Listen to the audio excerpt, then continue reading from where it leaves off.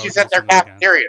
Cheesesteak, No, yes. don't. I am a good sandwich. I will make you a sandwich before you join the sub. No. I had to join the Mossad. Listen, I joined the Mossad to get a good sandwich. Automatically supports democracy. They have really good cheesesteak. All right. I would say that. Yes, they do. It's flat. Like grandma used to make. They have an Italian Jew, and she. And they went, this is the beast one. That's what we're doing. Yeah, listen, it's on. They make the cheesesteak on ciabatta bread. With fresh I know an butter out. Italian Like, Jew. it's amazing. But Okay, so Right. I guess my Yeah. I do not get paid by her. It's so bad. Yeah. Like. I guess I'll give a point and then you. Like, have you ever had pocket dough ciabatta bread? Like, it's fucking amazing. Like, it's fucking All the time, bro. All the time, bro. I love The food. fuck are you talking about? The fuck are you talking about, bro? All the time. I wasn't asking you, bro. I was asking the broad. You know what I mean? That's why. Yeah. I know that. That's my friend, all right? I'm stacked. I'm not broad, okay? That's my friend. No.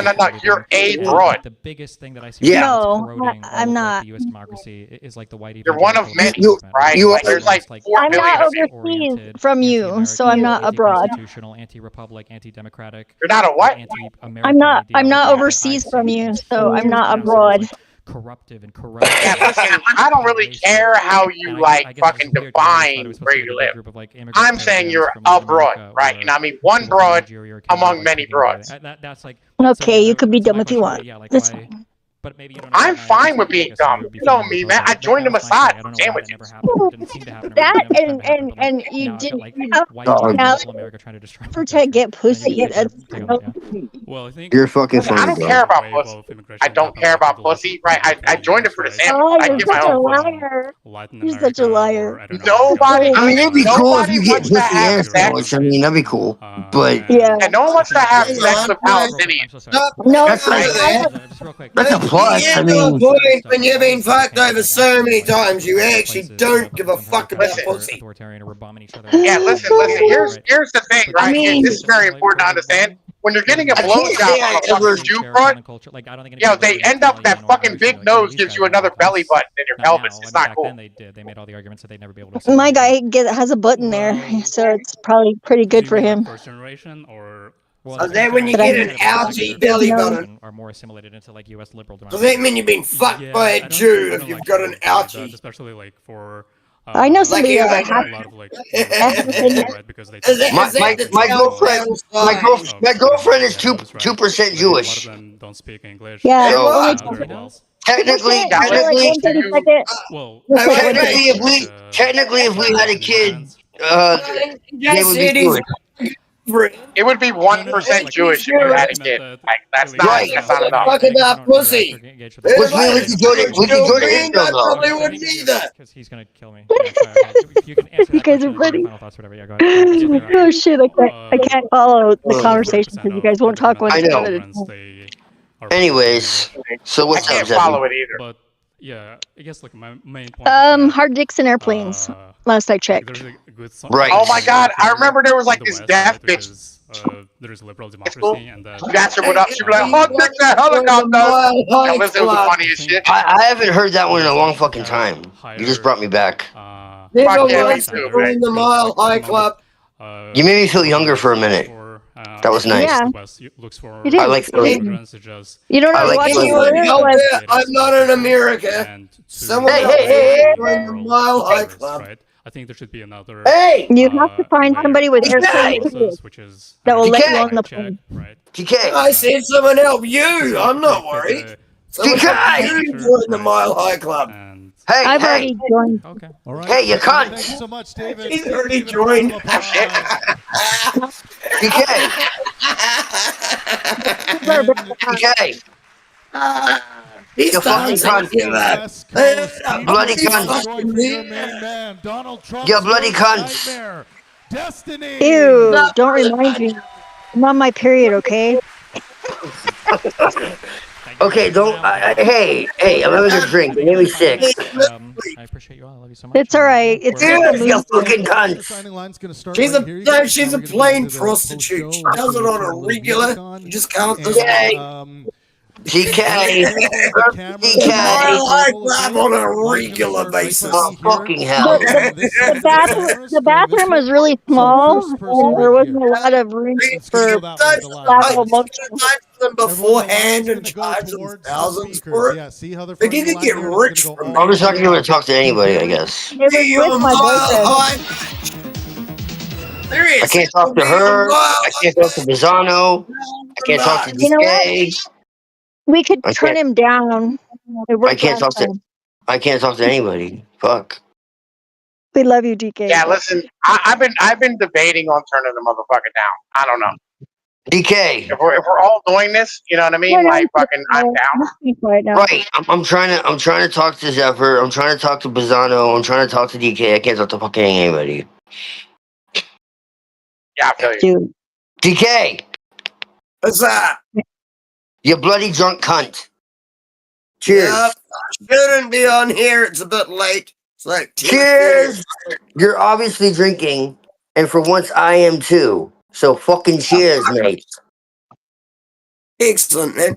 Like, yeah, honestly, this is like, this is too late for me to be on panels and shit. You're good, like, no. This is a few octaves. That's all.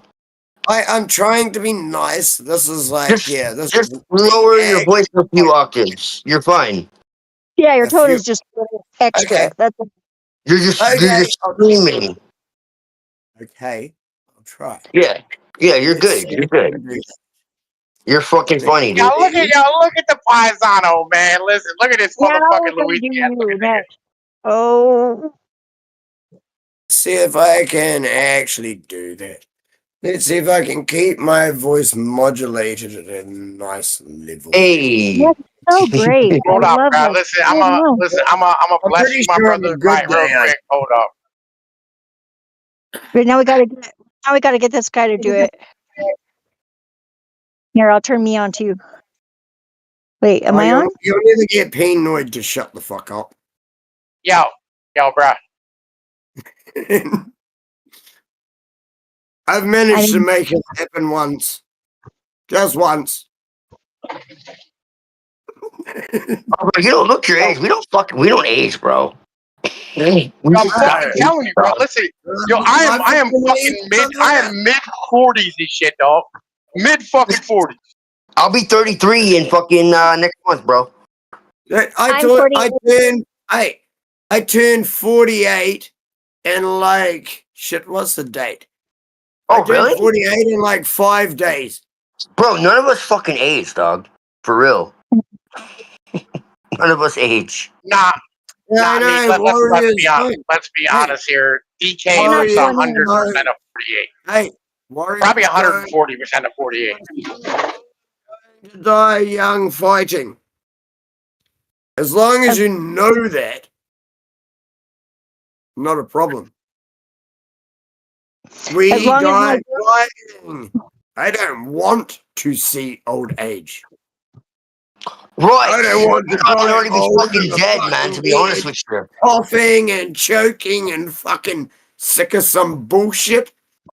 I'm honestly surprised I'm still alive, to be honest with you. I want to fight till I die and hope it won't be when I'm fucking old and fucking coughing shit up. Now listen, alive, dog? Like, listen, I'm in the best shape of my fucking life. Fuck all that alive shit. I was, man. I'm not anymore, but I was. Fuck. I had my first injury. Get my car. Oh, hold up. Zephyr had an injury. My first injury. You fit as fuck. Tell me if you can stop that fucking car. Yeah, listen, we're gonna motherfucking turn down DK because like he is making it impossible to have a conversation. You totally messed it up. Because I'm the only one giving you shit. All right, now we're doing it actually doesn't matter. What it means is I keep talking to everyone else, and just turn him the fuck down, bro. Like, you're the only one who doesn't hear me. So you doing that actually makes you retarded as fuck. Retarded. I know that word. Like seriously, man. There's like 5 people here talking, and you turn me down while I'm talking to everyone else. You know what? You're the only one who doesn't hear me. What up? What a fucking retard. I think I'm starting to realize that DK sometimes just legit talks like that. Yeah, I can usually understand him. I mean, sometimes he is like a little belligerent, but sometimes he just talks like that. Mm-hmm. Oh yeah, I get it. sometimes. Yeah, he just flaps his yippity yaps to fucking hear some himself of my talk Rumble videos. most of the fucking time. Or he's just fucking really drunk. As I said, his brain's tickled, bro. Like he doesn't even know that like his brain's fucked up. You sure you're not Irish, man? Up, you would know. Yeah. I did say this is late at night, and I don't usually jump on panels this late at night. This is like 10:30 at night. This is why, like, I mute him out. I don't usually do things this late. This is Jim Beam, you fucker. No, but I feel I'm sober enough to actually be here and have a conversation. This is Jim Beam. The only person who's like being a fuckwit is, as always, Pinoid. Nah, Pinoid's good people. He just likes to fuck around. No, he is. He's actually a piece of shit. And no, he's not. Time and has been destroyed on many channels. No, he really isn't. He really isn't. He really is not. He really is a piece of shit. Yeah. No, he's really. I'm telling you, he's really not. He plays one on TV. Did he? Listen, I'm a Mossad, bro. Like, listen, don't let him tell you I'm not Mossad. I am Mossad. You are not. You are definitely Mossad. I am a Mossad agent. I'm here to fuck up DK shit, bro. Listen, DK, right now we are hacking your computer, right, with furiousness and anger. To be honest, like tomorrow. You're only gonna get fucking ads about like fucking hummus, all right, and falafel. I love falafel. I'm on Discord tomorrow and tell you that, yep, he did it. Curry, man. I also like pickled serious, if this actually happens, I'm going to tell you tomorrow that he fucking did it. We're gonna spray curry gas. It's like, motherfucker actually did it. I know. We thought it was all a joke and shit. We're gonna make curry gas. Your plaid. Tomorrow, dog, yo, listen, tomorrow DK's phone is just gonna be all types of SAR. I don't get Can I help you, please? Tell me a problem, I will help you now. I fuck with my phone, I don't care. This is Peter Parker, SAR. It on the ground and fucked it. Fuck with my phone, I don't care. Is it then it gives me a reason to actually go get a new one. So you fuck with my phone, bro. SAR. Peter Parker. Fuck with my phone, bro. Dude, how is he gonna fuck with your phone? Alright, he's Mossad. He's gonna use his Mossad contacts. Yeah. They're much better hackers than he is.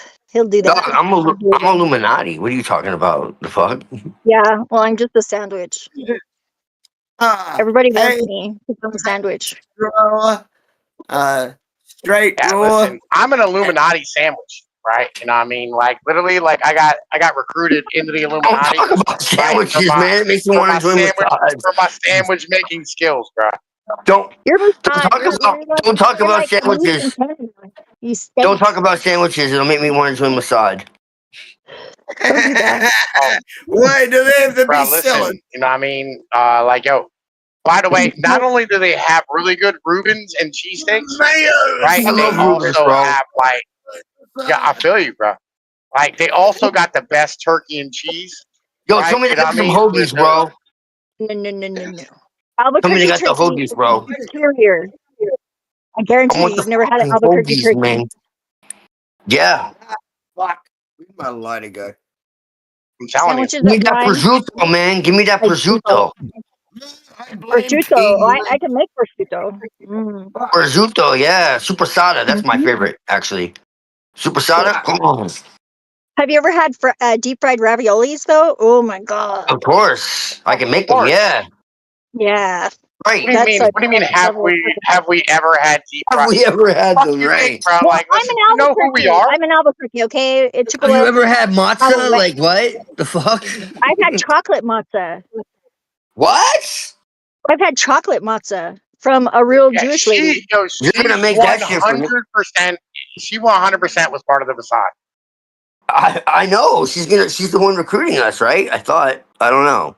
No. Are you No, recruiting she's us? not here to recruit, bro. Like, she's a honeypot for, you know what I mean, like, the No, Frank that's intelligence. Enoid. Enoid's the one recruiting you. Oh. Okay. Yeah, grid one is like Oh, all I of thought them. she was like a honeypot or some shit. I don't fucking know. No I'm way. drunk. I'm drunk. No. She's trying to, listen, Really she's trying to dropping the lure us ball. away, bro, with the pickled beets. Look, dog, Pickle I'm beets. drinking. I don't know what You the guys fuck's going on anymore. I'm so proud of you. You know how long it's been since I drank, man? I'm in a really good mood. This is To fun. lose my lighter. Fucking driving Yeah, me just into don't associate Czar? the feeling with the alcohol and you'll be fine. Don't what? Don't associate the feeling with alcohol, so you want to do it over and over and over. You know, because that doesn't really work out. What? I've got measles, so I don't give a fuck. Just remember what alcoholism could be in the negative as well. Alcohol, man, fuck out of here. I've never been addicted Me to neither. any drug. Alcoholism The Me can neither. be. drugs I was addicted to You know what were alcoholism can be? and you Fun. can't. Fun. Yeah, not I so would much love to for fucking everybody have a else. drink Though. with DK. I would love to have a drink with you, DK, like face to face. I disagree. That would be cool. Yo, I would throw that motherfucker through a window. Anyone who actually likes drinking should want to have a drink with me because I'm actually fun as fuck. No, I bet you would be in person. Anyone who doesn't like drinking, yeah, don't, because I'll probably fuck you off more. I want to really drink with you guys eventually, like in real life. I think it'd be That's what I'm fun. saying, yeah. I think it would be fun. In America. Because I wouldn't You have to guys are worry gonna about him like interrupting any Like a bar? conversations because it would just be him and I. Yo, I'd have like 3 beers, you know what I mean? It's not Maybe. Right? an illegal And then like immigrant is DK would allowed start in your his like country. right, and I'd throw that nigga out a window. From Africa is allowed in your country, and I'm not. You fuckhead. Do you Like, not could you imagine see drinking your with him, bro? Like, yo, hypocrisy? actually drinking Do and you listening to not that see all night. your Like, hypocrisy? eventually, like, you just hit him with a bat You want because you some ain't got a fucking fucking choice. illegal motherfucker from Nigeria in your country instead of me. But this is exactly Like, I got him at like 2%, and he's still like ear raping me. And you would rather have some. Bro, listen, my ears did not consent to this motherfucker in motherfucking your nonsense. country. This yippity yap that you're doing at the moment. From fucking New Zealand. Sorry, I'm not supposed to say that word. Fuck. My bad. Apologies. What word?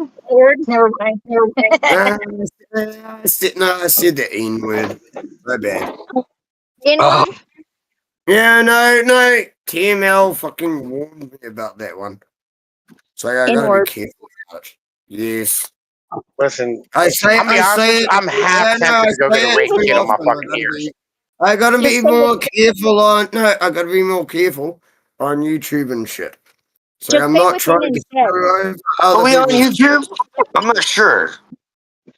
Just say within instead. It's fine. Are we still on YouTube? If we are, this is gonna be really fucking interesting because we've been talking about a lot of shit. Yeah, I don't know Oh, if we are. if you're not, it's alright. If it's not, you're alright. You're on my fucking Rumble channel. No, I don't think we. Are you serious? Yeah. Yes, of course he is. He doesn't bullshit like that. Oops. Okay. Don't worry. Hey, stop. Don't worry. My streams go for like 3 days. No one's looking through it to find one bit in the Listen, bro. middle. I'll be honest with you, DJ. All right. Like yo, Irish jibbity yapping gibberish makes me root for fucking England. You know what I'm saying? Like, and I never root for fucking England. Hey, I root for England. against the civic, like, I can't say that shit. Even though they made me leave in other lives. I 100% get why it is that the English motherfucker tried to like genocide the Irish. Like I fucking No. No what? No.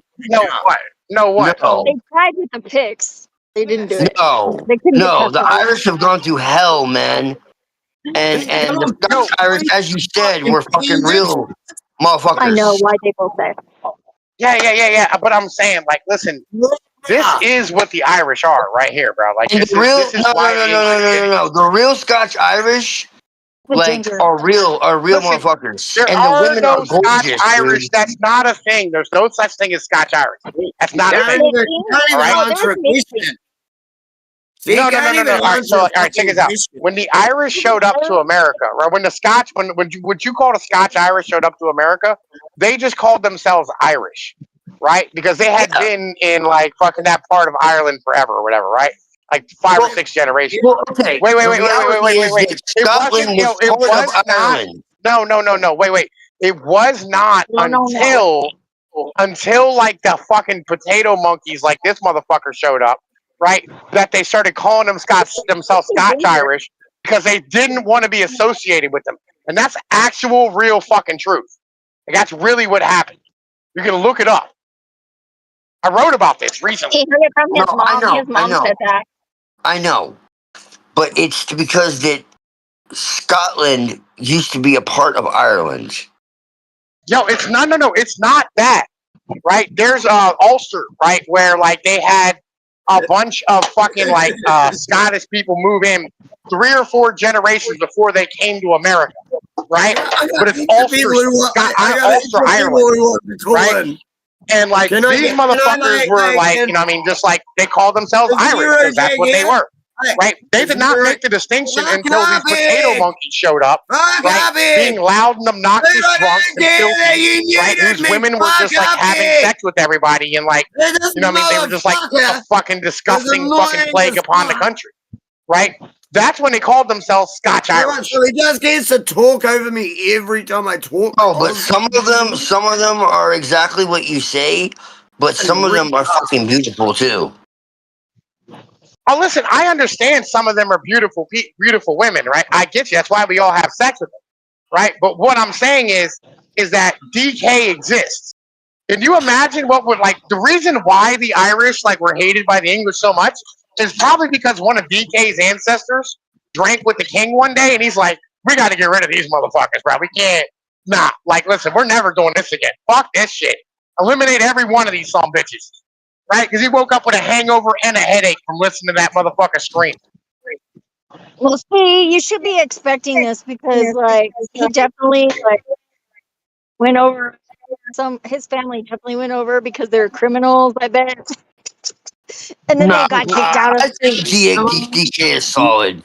No one's roofing shit. Come on. It doesn't matter whether or not he's solid. I'm just it doesn't change the fact that like they're all a bunch of fucking filthy criminals. I think they're cheerful. They just have a fucking weird sense of humor sometimes. But I actually can kind of identify with it, to be honest. Like I don't know. Maybe it's because I had Irish friends when I was young. So I've been a bad girl. I don't know. But I had friends with everybody. I had friends that were Irish. I had friends that were Jewish. I had friends that were black. I had friends that were fucking Taino. I had friends that were a lot of girlfriends that were Taino. Yo, listen, I feel you, bro. Like my first vendetta was against like one of my Irish friends.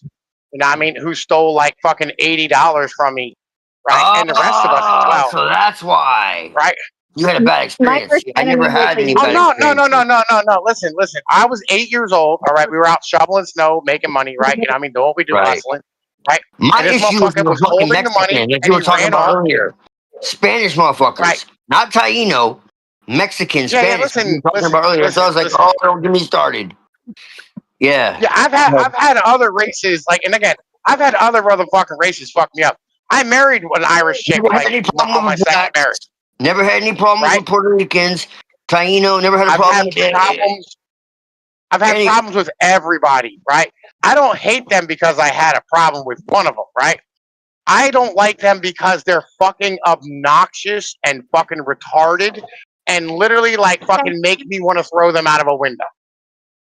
It's because you're that way too, though. You know. It's, I the agree. shadow I archetype. agree. It's because they you have to want to compete do with it to it. him. What It's pisses like, you off? no, he's got me muted so he can't hear me. But do you it's see how because they DK want is to- actually it's laughing? because they wanted to throw him out of a fucking window. Like he's He saying is all this that shit, but like, you retarded can piece of see shit the like good that cheer in everyone him. wants to throw out of I don't a see any window. good cheer He's in him. like, I see oh, him as being, You you know don't? what I mean, like a filthy eye. No, I mean, because I'm not looking at the Look screen anymore at the moment. I'm busy, like, fucking finishing my night up, right? Look closer. Oh, he's jacking off. That's what he's doing. Hey, He's jacking fuck off He's it. Oh, he's jacking off? Oh, listen, you know, I mean, No, that's what I was happens. talking about you. You're not looking at the screen anymore. You're jacking off. I'm working, yeah, I'm working. I was getting out of I the think rail. DK is solid. Working it. I think DK is solid. It's light work. You're okay in my book, DK. You're not in mine.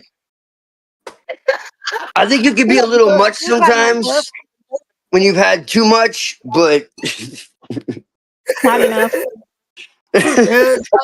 Sometimes it's just the right amount. I know. Yo, bro, listen, yo, don't he look like one of them motherfucking like white trash dudes down on Kensington? It should be built like a no, fucking he's frustrating question me. mark. He's frustrating me sometimes too, but most of the time we get along. So No, but I I'm mean, saying, doesn't he look like he motherfucking like belongs down in Kensington Avenue? no, man, he looks like a No. rock star who had fucking like a really bad bender. Don't Kensington Yo. looks like fucking misjudge me, bro. It's not about bulk, it's about speed. Bruce Lee said it best. Like he You looks don't like he have should be to begging for big change and somewhere. bulky and shit. To Hey, be yeah. the fastest motherfucker that takes someone out. That's Watch true, your man. fucking self, cunt. Yo, listen, he needs to get like a styrofoam cup and just put it in front of him. You need to just get a styrofoam cup and put it over your fucking head. Y'all are funny, bro. I think y'all should get along. I think you're both fucking funny, bro. I think so too. Honestly, sometimes we have, but it generally doesn't last long. Right. Like, I mean it, yeah, sometimes we have. I got think you along. should. Bro, you know the Irish and Italians have a long history together. And we either get Yeah, along like really fucking well, Yeah, or really fucking terribly. You know that, yeah, right? we have been Like, that's whipping history, your bro. ass. We've Dog, been that's whipping literally your ass history. and everything for years. Dog, that's literally history, bro. I've only known him for like 6 to 8 months. Yeah, I mean, like Same boxing, amount of time football, that you know, I've whatever, pick a fucking sport. We have been beating their ass for years. The rest No, of you bro, we guys, have I've a known history, Zephyr man. for longer because I knew Zephyr from D Live. But yeah, everyone Yo, else that why I've do met Irish on people all look these like YouTube fucking like channels, about 6 orangutans to with 8 AIDS? months. It was Telegram actually that you knew me from. Oh, was it Telegram? I thought you knew me from D Live. Nope. Was it Telegram Nope. first? It was Telegram. Remember, I was over in the in Ross's room. Ah, okay. I don't even know. It disappeared. His room doesn't even exist anymore. That's crazy. Yeah, I think you're on mine still, aren't you? Yes. Yeah. I haven't drank this much in quite some time. Fucking cheers, man. Fucking Have cheers, fun. motherfucker. Enjoy yourself, my brother. Cheers. Yeah. I feel like it's a special fucking occasion because it's been a minute. And DK Well, just so happens to pop. You just it's so a happens super moon. to right when I start. I just think it's funny. Did you guys see how bright the moon was? It's fucking so That's bright. Woo! now. Funny as fuck. Crazy breath. Crazy breath. Everyone's asking who the fuck Crazy you bitch. are. I know they just think you're a nigger, Penoid. Oops. Did it again. Sorry, YouTube. My bad. Fuck, sorry, Neurojack. Fuck. Hey man, that hurts. You know, we were fucking. We weren't white enough, bro. Did you know that? At I'm one not white point, enough. we were considered. Be as white as me. We're still not white enough, dog. Like, listen, We're Be not. as white I don't know as if you've me. ever had Shut up. conversations with these motherfuckers, right? They all still call us fucking niggers on a regular basis. Be as white as me or shut up. No, I for wish real, somebody would dog. call Like, me one. listen, They for don't. real. This is some real shit. At one point in time, for quite a while, actually, we were considered not white enough, and they hung us with the blacks. We're still that way. We just don't get hung anymore because nobody gets hung. They didn't like just stop hanging Italians because like, oh, you know, they're white now. They just stopped hanging people altogether. A If they were lot still of hanging people don't motherfuckers, they realize would that. hang us. It's actually true. We were considered too rambunctious and too fucking, you know, Yo, just like you know, they literally wild. fucking like chemically castrated our people. Real shit. I don't know about that, but I don't know anything about Yeah, that. 100%. No, that they happened. did. No, that happened. They Yeah. really Well, fucking did. This is I main. think my people escaped before then, and we ended up over here. We married into some German family, and then now I look really white, and nobody The can fuck you tell. talking about? You married into every family. Yeah, I My did. best Every friend, family eventually. my best friend is an Italian Jew. So Yeah. you talking about Can you work for her? what? It's the only it's the only person I know that is an Italian Jew. I can't work for them anymore because they're just so hard to get paid. Oh, It's like the stereotype. So I know it is. It's just the stereotype. yeah. I don't like stereotypes. I don't either. I don't believe in But I it. do. sometimes they're true though. Unless it matches my personal experience. Generally about 80% right. There are Huh? exceptions. Stereotypes are about 80% right. There are exceptions, but about Yeah. 80% of the time, stereotypes are correct. Like, So are what the fuck? prophecies. If someone 90% says of it's the Jews, it's not all the Jews. But No. every time it is the Jews. Well, See, it's not all of them, but no, every time it is them. no, it's usually I- the Vatican, actually. Yeah, it is. No, it's not. No, the Jews own the Vatican. No, the Vatican was That literally happened a long torturing time ago. Jews. No, the Jews own the Vatican. That happened fucking a long time ago. Well, Now Rome is burning. okay, but we're talking about Jews who married again in with like the royals of Europe. We're talking about a very select group, not your average, like just random Jews down the street. They've been married in with royalty for like centuries. So what you're really talking about is not race or religion. What you're talking about is caste. I'm a very That's how special it's always Pokemon. been. Yeah, there's a reason why like the Jews in New York didn't stick up for the Jews in Germany during the Holocaust. Right? You know, it's Right. literally because like they consider them dirty, filthy monkeys, right? Because they were poor. They Right. didn't care about them. Right. Derpy. I love that word. Derpy. Yeah.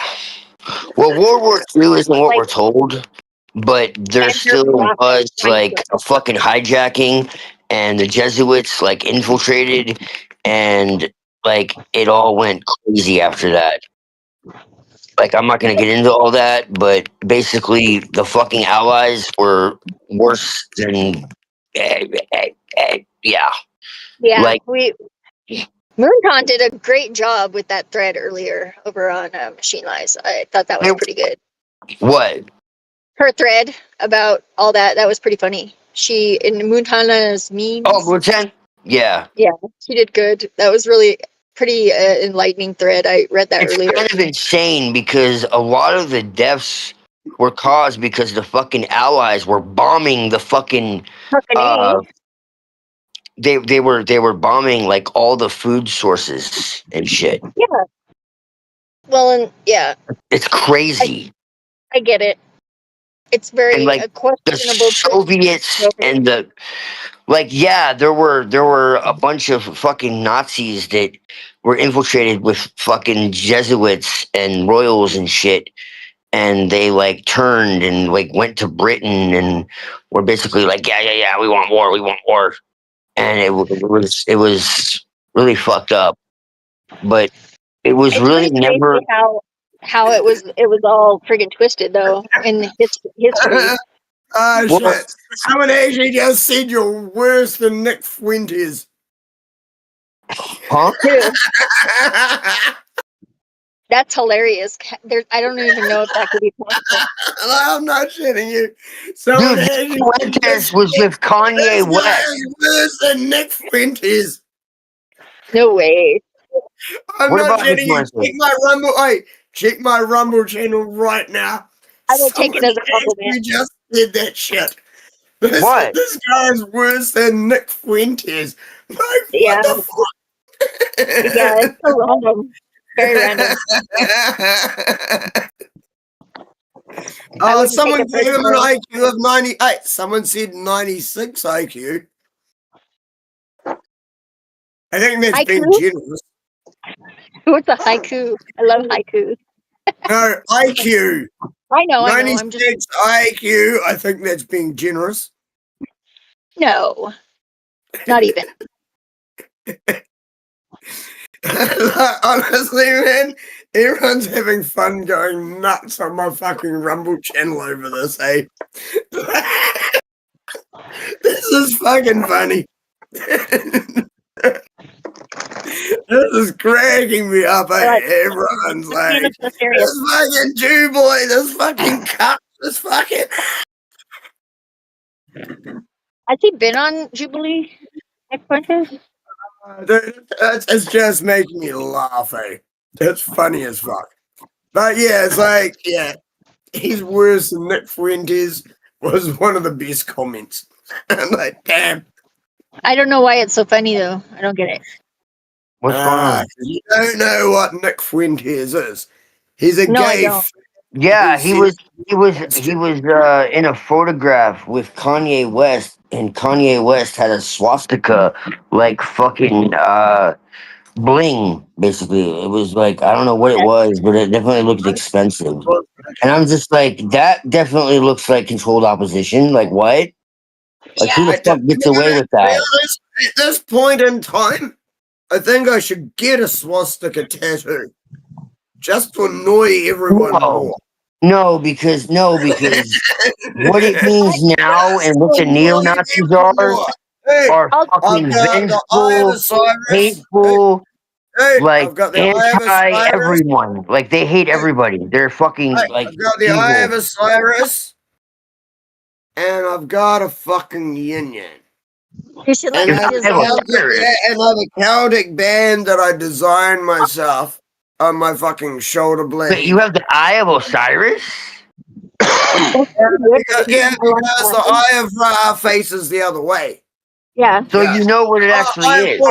Imagine. Sorry, Eye of Horus, not Right. Osiris. Right. Eye of Okay, well, there's the Horus. Eye of Horus and there's the Eye of Ra. One Yeah, is the I've got feminine, the one Eye is of the Horus. masculine. Yeah, I've got the Eye of Horus There should be because an Eye it's of this way. If it was the Eye of Ra, it would be on this shoulder, facing the that middle way. one. Yeah.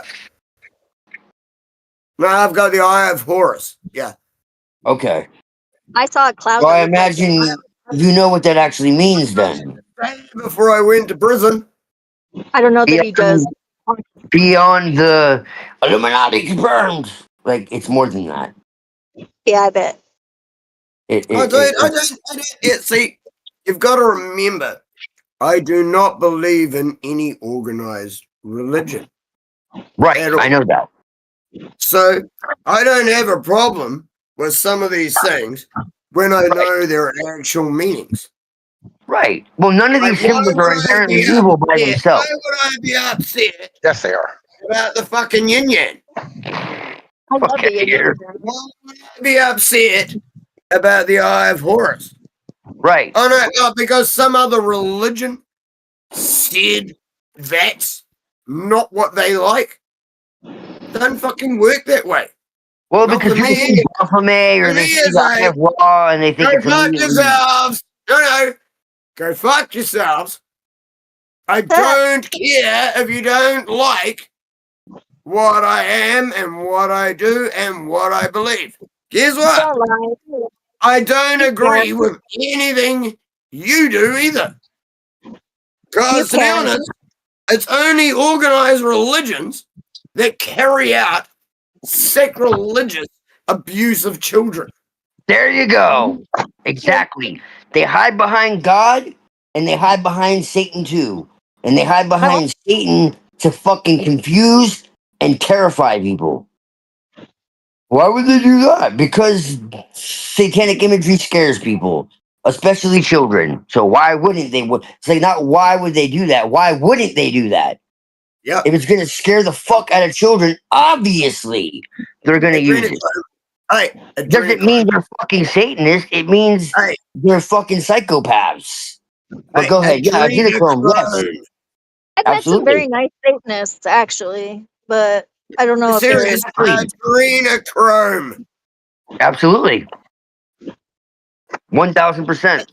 I've That's also what it met comes some. down to. I've met some very Terrorize the interesting, children enough that their blood gets adrenalized, and then they drink it. And to be honest, they put them in their matzo balls or whatever the fuck. Like, you actually think blood libel is something that doesn't happen? These motherfuckers do it every fucking year for their ritual celebrations. It's like heroin meets DMT. Like, kill and abuse the fuck out of children so that they adrenalize the blood and then they put it in their matzo balls. Yeah, it's like heroin meets DMT. Pretty much. Yeah. Except for it's the ultimate drug, which is fucking sick and psychotic. But yeah. Yeah. Honestly, dude, I've never Loathing in Las Vegas. I've been a fucking drug addict and an alcoholic most of my life. I've never touched the needle. I've got a needle phobia. Me neither. I've never touched the needle. And I saw people fucking use it in front of me when I was a kid. I've never had to hurt I watched anyone motherfuckers else. use as an adult. No, but I've never had to hurt anyone else to get a rush. Like, what the fuck? I know, bro. It's fucking messed up. It makes me sick, bro. DK, have you ever heard of Death in Vegas, the band? I know they're from New Zealand. No, I haven't heard of them. You should check them out. They're from New Zealand. I haven't either. Oh my god. I've had nothing to do with mainstream media bullshit, whether it's been TV, movies, or music. No, TV's movie or music, like nothing to do with mainstream media. BK has nothing to do with mainstream? Nothing. Talk blah blah. If I wanted to find shit, I just checked my Telegram channel. Well, I'll send you some links then on the Telegram channel, huh? You can like them. I'm about 200 messages behind. Yeah, I know, because give me like all of tomorrow to finally catch up. Okay. Like, serious, I'm 200 messages behind in my own channel, and that just happened today. I have fucking amazing researchers. My channel doesn't have chat and conversation. That means there's 200 things that people have posted on my channel. Yep. No one's typing shit. It isn't like 100 posts which are a conversation. That is 200 posts that are all fucking things that people have posted. I have the most amazing researchers around. I'm They over there. find the best shit anywhere. Serious. I go through my channel and I pick everything I want to save to my archive channel before I even go anywhere else. My channel has pretty much fucking everything. Well, you better catch up then, because you haven't even heard my song yet on there. I have to go find your song. Fuck. I don't know which one I posted now. There's like, I have like 6 songs now, at least. 2 of them. Where are you posting them? In Maine or what? I just posted them on the Telegram channel. Yeah. The main. Yeah. So just in my main channel. Okay.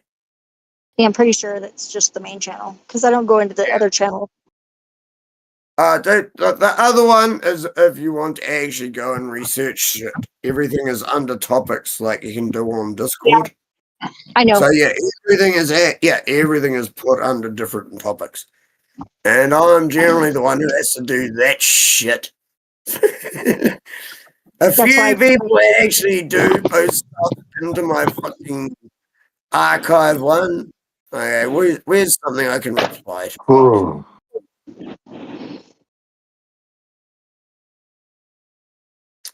See, if I reply to something, I can go back to where I was. I thought you were looking for my.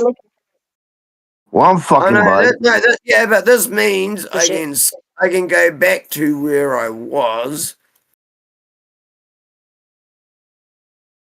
Here's the songs. So you just said you posted fucking songs. I did. Where? SoundCloud. Jack, where you go? But on Discord or Telegram? Like, where the fuck did you post songs? I posted them on Telegram, but it was probably like a couple weeks ago now. A couple of weeks ago? What the fuck? I don't know. I could do it again. I might disappear from over here for a minute if I did, though, because every time I try and go out to do something, it always drops me off. Why? No, it's probably because you got too much. No, it's probably because you got too much open. Telegram actually does take up a lot of bandwidth. So you gotta it's serious. You gotta make sure you don't have too much else open. Unless you have a good computer. No, I'm not kidding you. Telegram takes up lots of bandwidth. I know. It's not just Telegram, though. It's like every other friggin' thing that I try to open. There's fucking 5 things open. Shit. I don't. Right. Here.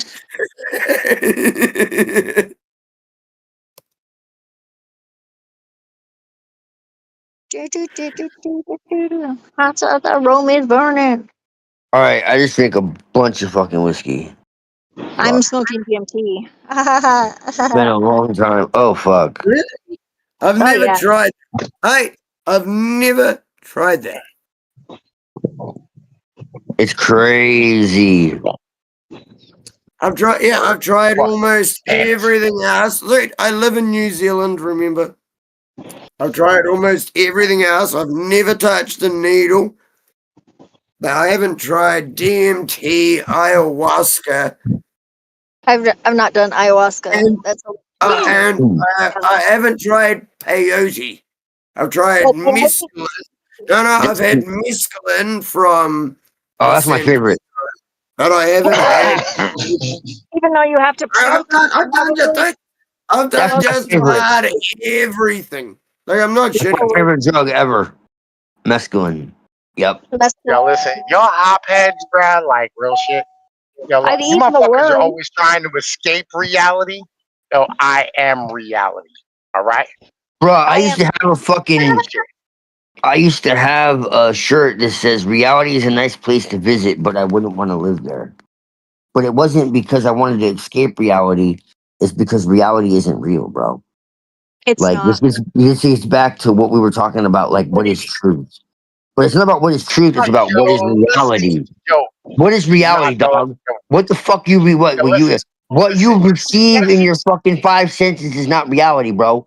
That's just a It's fucking listen. subjective. First perceptual off, illusion first that's off, given to you first by your off, five listen. senses. Your five senses First are off, fucking bro, sensitized by motherfucking neurons in your brain, dog. Don't get me started. first off, I got ESPN 8 to Ocho. All right. Now I'm saying, so I got more than 5 of them senses. Okay. Oh, Secondly, though, I'll be real. I've been sober for 18 years. I have Good been for job. 12. Right. I've been for 12, 13, Yeah. wait, 2012. So like 12, 13 years. No. I mean, no. I mean the whole way. Like I had no alcohol, no fucking weed, and that's all I ever Oh really did. shit. Okay. I got you. Yeah, I've never done psychedelics. I've never done acid, any of this shit. Right? None of it. I didn't do any of it. Right? Yeah. Listen, I've never. That's Only thing all I I ever did did was was weed and psychedelics and alcohol. weed. Yeah. Right? Remember, like I'm a street dude. Right? So like again, like I don't like I was heavy. Hey, how the fuck did I was that heavy work? work. I was heavy work. Right. You know what I mean? I was a dude you called, you know what I mean, when things need to be moved You're around. being a fed, like, Right. Not like a bed, like somebody's jaw need moved around. Right? He's I'm the dude you massaged. call for that.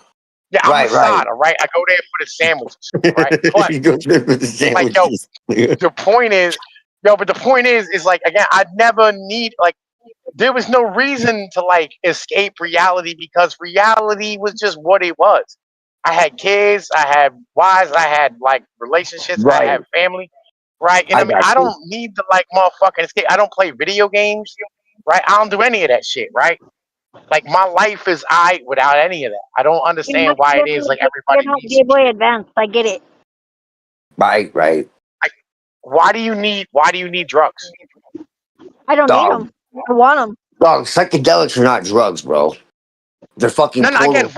why do you want to escape motherfucking I reality? don't want to Bro, like escape. reality Not an kicks escape. ass. Like No, when I want to bro. escape No. reality, like Dog. yo, That's what I'm trying to tell I go you. slide in the female. No. That's what I'm trying to tell you. Psychedelics are not drugs, bro. They don't make you escape reality, because I agree with you. They show you different levels of reality. Right. Exactly. Like we've been lied to about psychedelics, bro. Like our ancestors were using this shit for tens of thousands of years, bro. And they were made to be evil. They were made to be fucking hallucinations and all this type of shit. No. This shit strips the veil, bro. It does. It's what you see behind the fucking curtain. Okay? Yeah. And you With start realizing that what the somebody fuck with we're told is reality isn't fucking reality. Okay? Because when you actually do this shit, they tell you just see a bunch of shit and you have like hallucinations and all this shit. That's what I thought the first time I did this shit, right? You fucking realize that shit ain't true, man, because that's what I went into this shit thinking that's what it was gonna be. And then I had this fucking crazy experience, and I'm like, what the fuck is going on? And I'm talking to people around me, and they're like, yo, you see the pretty colors? I'm like, what are you talking about, pretty fucking colors? I'm experiencing my shadow and like non-duality and what the fuck is going on? And then I realized that most of these motherfuckers are too dumb, so they're not actually experiencing what I'm experiencing. So you actually have a strong mind, because what actually happens is your fucking ego dissolves and you realize that you're a part of fucking everything. And you realize that like reality is subject to change without notice.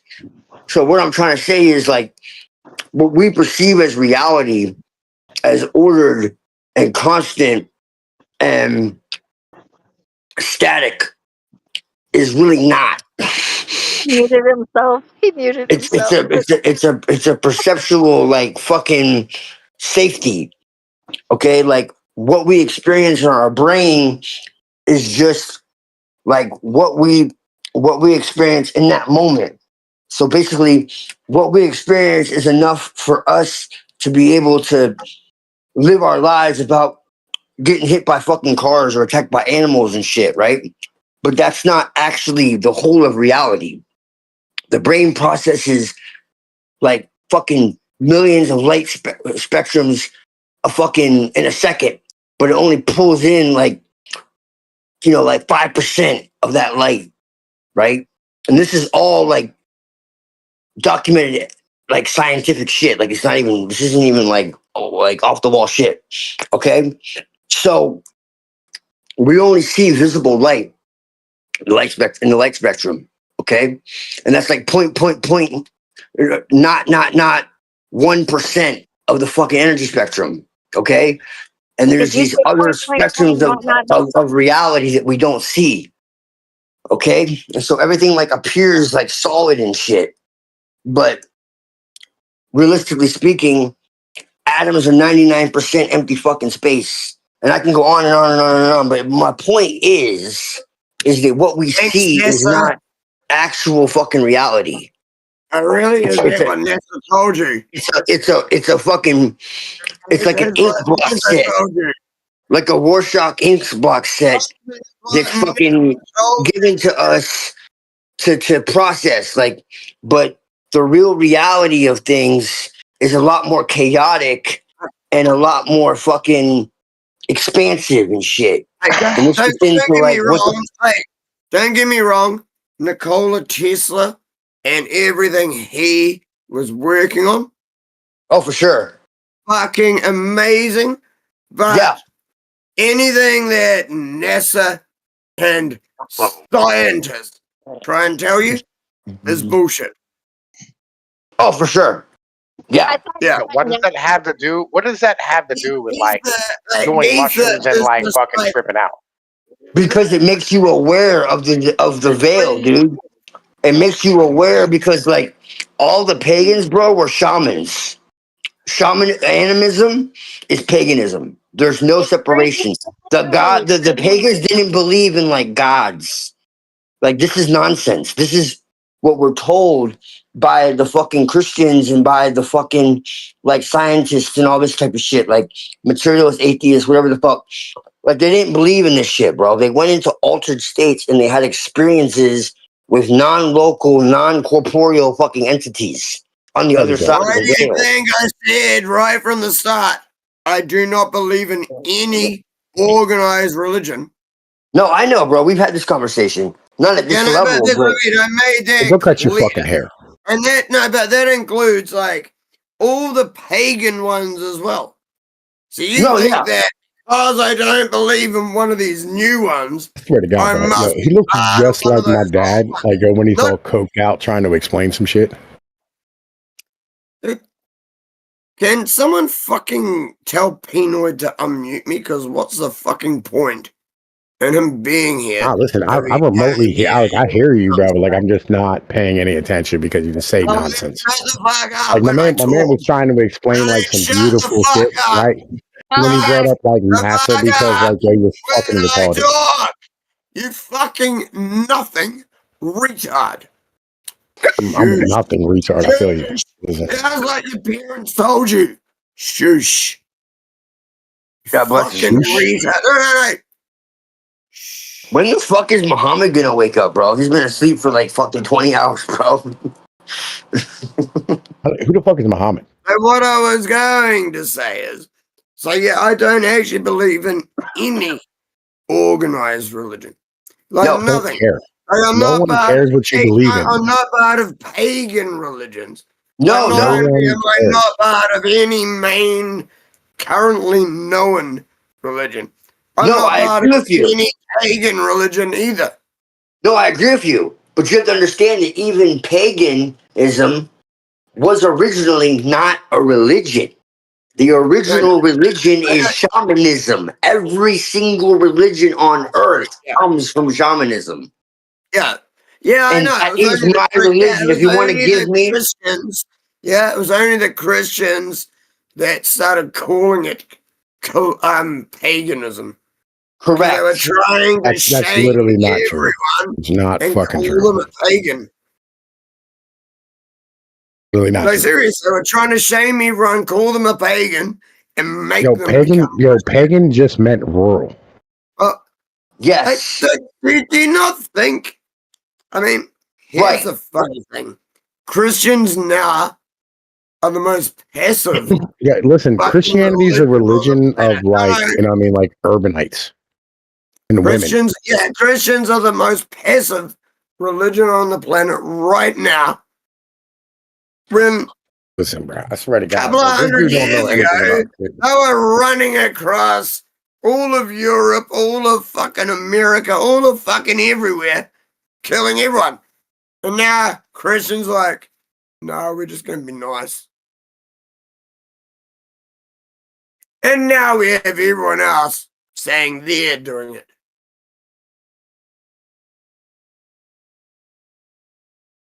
How fucked up is that shit?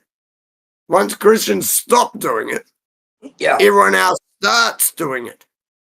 Because real paganism is animism. And animism became shamanism. And shamanism is not a fucking religion, it's a practice. All occult, let me make this very clear. Every bit of what we call magic and the occultism is nothing more than a rebranding and evolution of shamanism. Period.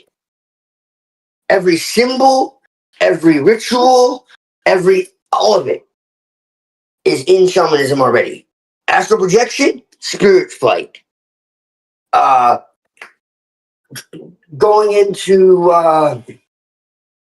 meditation and breathing techniques. Those were trance states. Going into path workings with the Kabbalah or whatever the fuck. That was the underworld. They called the other world. Tirmanog. You could pick that was the Druidic name for it. There's all different names throughout time. None of this shit is fucking Jewish, as people say. Like it's everyone's like, oh, the Kabbalah is Jewish. No. The tree of life has existed on every fucking tradition on earth. Okay. The Jews tried to usurp everything. Yes. The Ashkenazi. Right. Ashkenazi Jews. Now Nazi is bad. Where do you think it came from?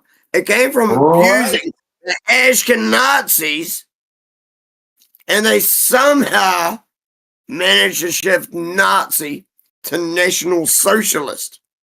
Nazi literally means the same thing as pagan. That Nazi means Ashkenazi. It means scabby Ashkenazi Jew. Right. But it also means the same thing as pagan. Like a royal, someone is outside of the... No, it does. It literally depends does. on your definition of pagan, I guess. Right. It means like a royal. Someone who's out in the woods. Someone who's out in nature. Someone who is outside of the accepted religion of the time, of the mainstream. That's what it meant. That's what pagan meant. That's what Nazi meant. It's like basically call him like a hillbilly, essentially. It's like, oh, y'all are fucking pagans. Y'all are fucking out in the woods. Y'all are, you're urban, whatever the fuck.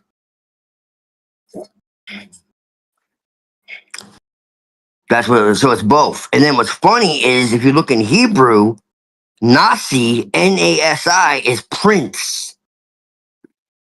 And it also is deception. So there's a lot of like weird fucking like same way. And then you have like NASA too. NASA. Dude, holy fucking shit.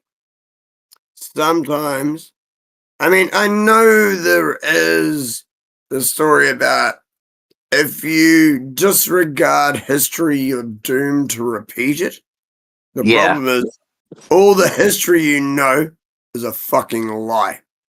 Yep. That makes it difficult.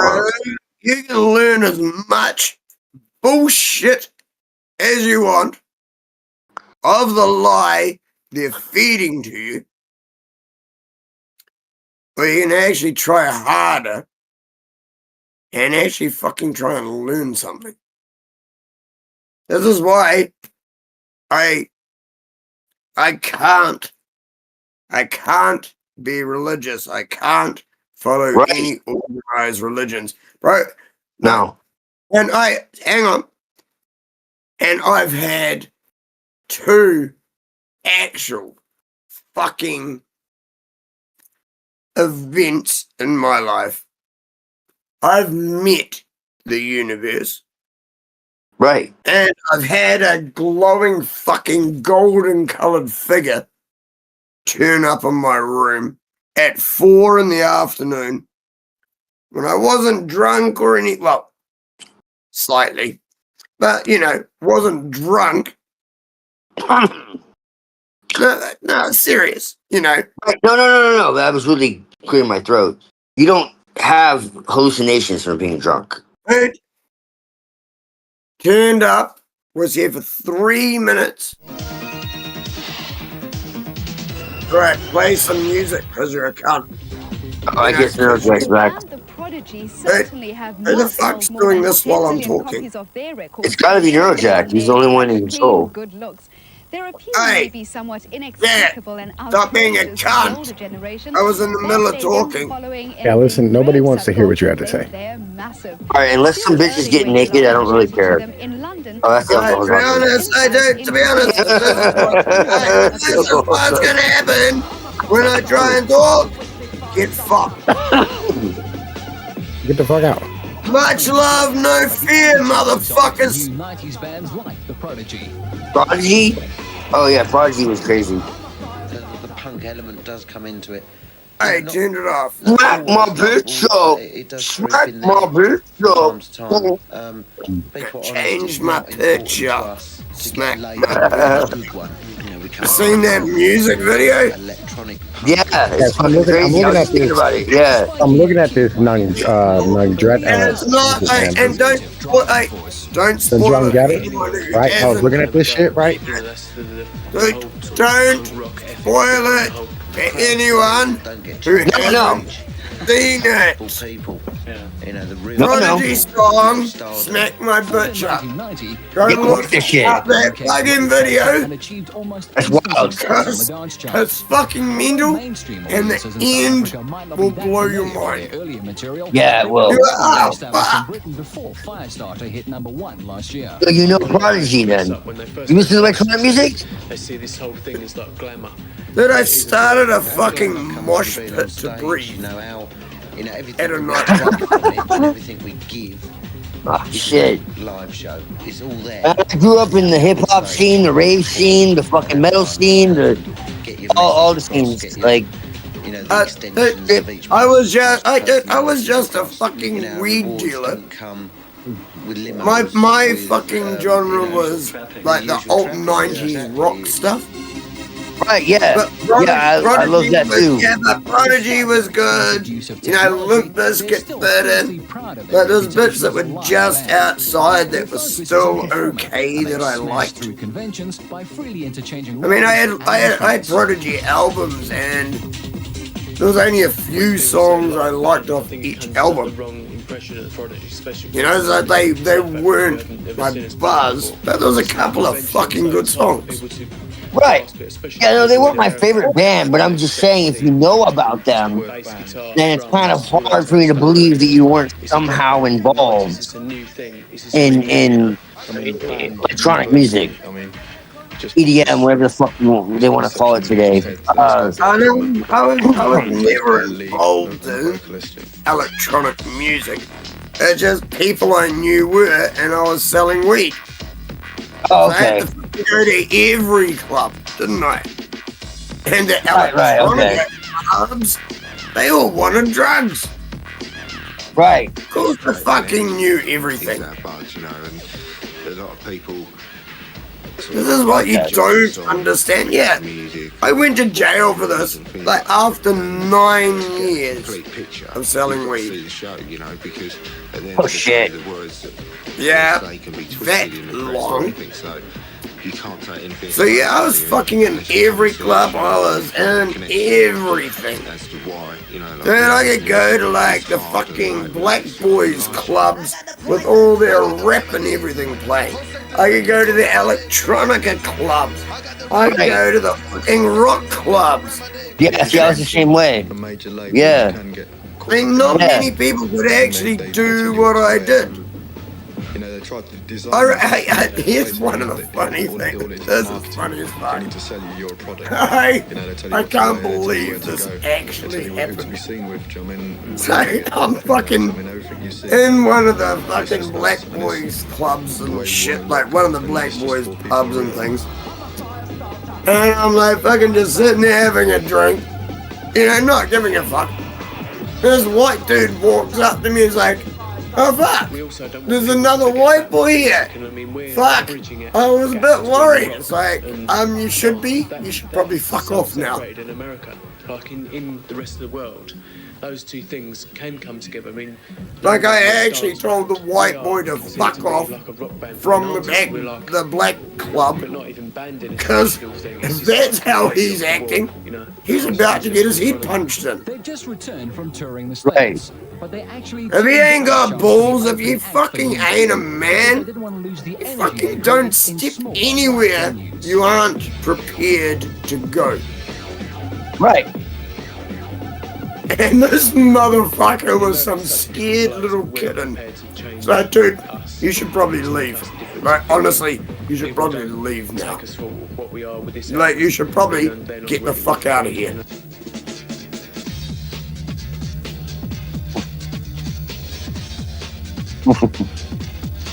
Yeah. I spent 9 years dealing weed. Dude, I fucking dealt with all sorts of shit, man. Out from and what you was about, you know. People think I'm just some dickhead online. No, You know, we don't. I'm a dickhead in real life. You know, we the country and it rocked. Just so you fucking know. To work out where we're going and when. We look at the, the crowd reaction. That's funny, man. I'm I glad don't you think you are. fucking laughed and choked on that one. I don't think you are, man. But yes, I got arrested and went to jail for it. This is why I can talk about it. See? Because I've atoned for that shit. So this is why I can talk about it.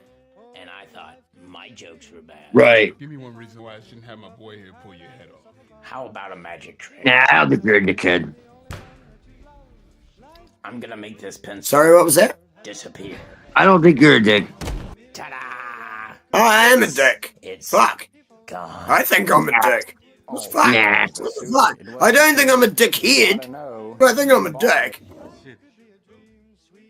I want to hear your position. But I'm good at it. Well, Let's rewind the clock. I mean, my dad told me Dare touch that I could be whatever I wanted in life. I mean, And so I said I would be an asshole. did your balls drop off? He said, well, be the best asshole you can be. You see, a guy like me. A guy like me. Look, listen. I know why you choose to have your little orgy sessions in broad daylight. I know why you're Fuck. Sorry, someone on my Rumble channel just typed something that has made me extremely angry. He has no gender. Apparently, the channel Night Nation Review reported to D Live. Why? Trans man has no jurisdiction. We didn't see anything that crazy. Because Emma producer is a trog, and that was why D Live got restricted to 3-hour streams. That's why I left D Live. If I find that out, The good cop, Fuck. bad cop routine. fuck. So there's only one person that created all that shit on D Live. Oh. Never start with the head. It makes the victim feel all fuzzy. I left the channel with 1,200 followers to go start streaming on Rumble, where I had 46. See what you would do. Because of exactly what they're telling me. You let 5 people die. Fuck! And then you let Dent take your place. I'm not new to getting banned from places. 1,200 is the most I've had to leave, though. I've not got up that high anywhere before. So I had to leave fucking 1,200. Because they reduced my streaming time to 3 hours a day. I stream 24/7. No, you. Oh, damn. You complete. Yeah, so I told them to get fucked, and now I stream on Rumble 24/7. Even if you'd like to be. What the fuck is this? To them, you're just a freak, like me. What the fuck is what? They need you right now. This video, it's not the original. They'll cash you out. Am I supposed to be clicking on the watch stream thing? Sorry, my bad. Code. Oh, it just played normally, or it just played automatically for me. First sign of trouble. No, I had to click on it. I need to go for a piss, though. Taking a sec. I'll show you when the chips are down. These are civilized people. They'll eat each other. Yep. See, I'm not a monster. I'm just ahead of the curve. But all they've done is change his voice. No, some of it was different. And that dumb noise.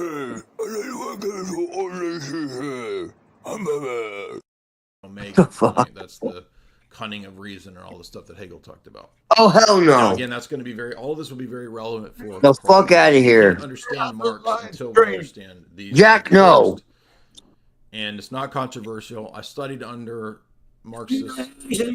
Someone has a live stream. Frankfurt School people. So my professor, my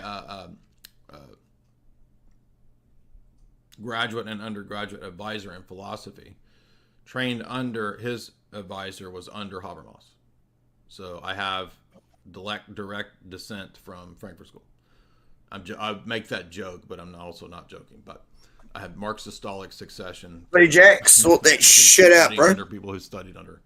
Don't be playing someone else's live stream. That doesn't mean that my argument. Dude, this guy is such a joke.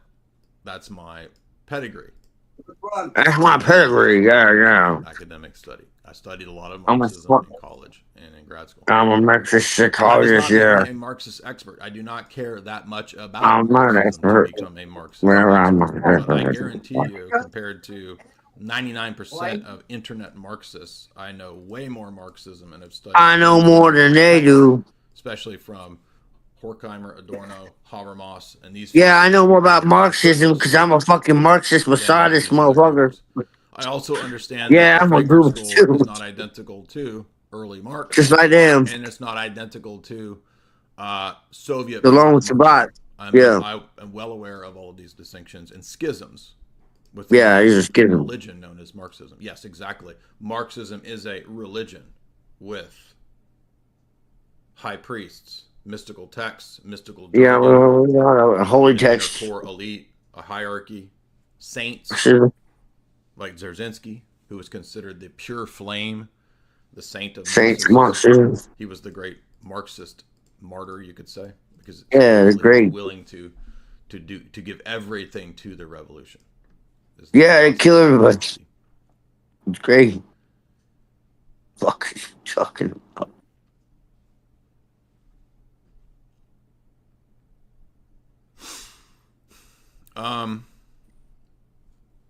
The doctrine of flux and the unity of opposites. According to Plato and Aristotle, Heraclitus believed extreme views that led to logical incoherence. Don't talk about Heraclitus. I will fucking punch you. Identical, so that everything is and is not at the same time. In other words, universal flux and the identity of opposites entail a denial of the law of non-contradiction. Now, this you'll notice is absolutely applicable to Marxism because Marxism's praxeology necessitates the acceptance. You are not saying Heraclitus is a fucking Marxist. What I was trying to illustrate, and a lot of people don't know this, the reason that you can't have a debate with a Marxist is because Marxists don't have the same presuppositions about what laws of history, laws of logic, and facts You shouldn't have presuppositions at all. What you think they are. All of these things are merely tools in the toolkit to engage in revolutionary action. You're not entering into a debate with a committed, serious Marxist to figure out the truth. For them, debate is an action of praxis by which they contradict, engage in power relations to further the dialectic, to oppose you at all costs, and to oppose each other. In fact, Marxism necessitates that each generation of Marxists oppose the previous generation of Marxists. And until you understand that, you will never understand this system. You will be thinking that you're figuring out some law of history, some deterministic, scientific scribbling about and shit of history. But I'm back now. What Marxism is.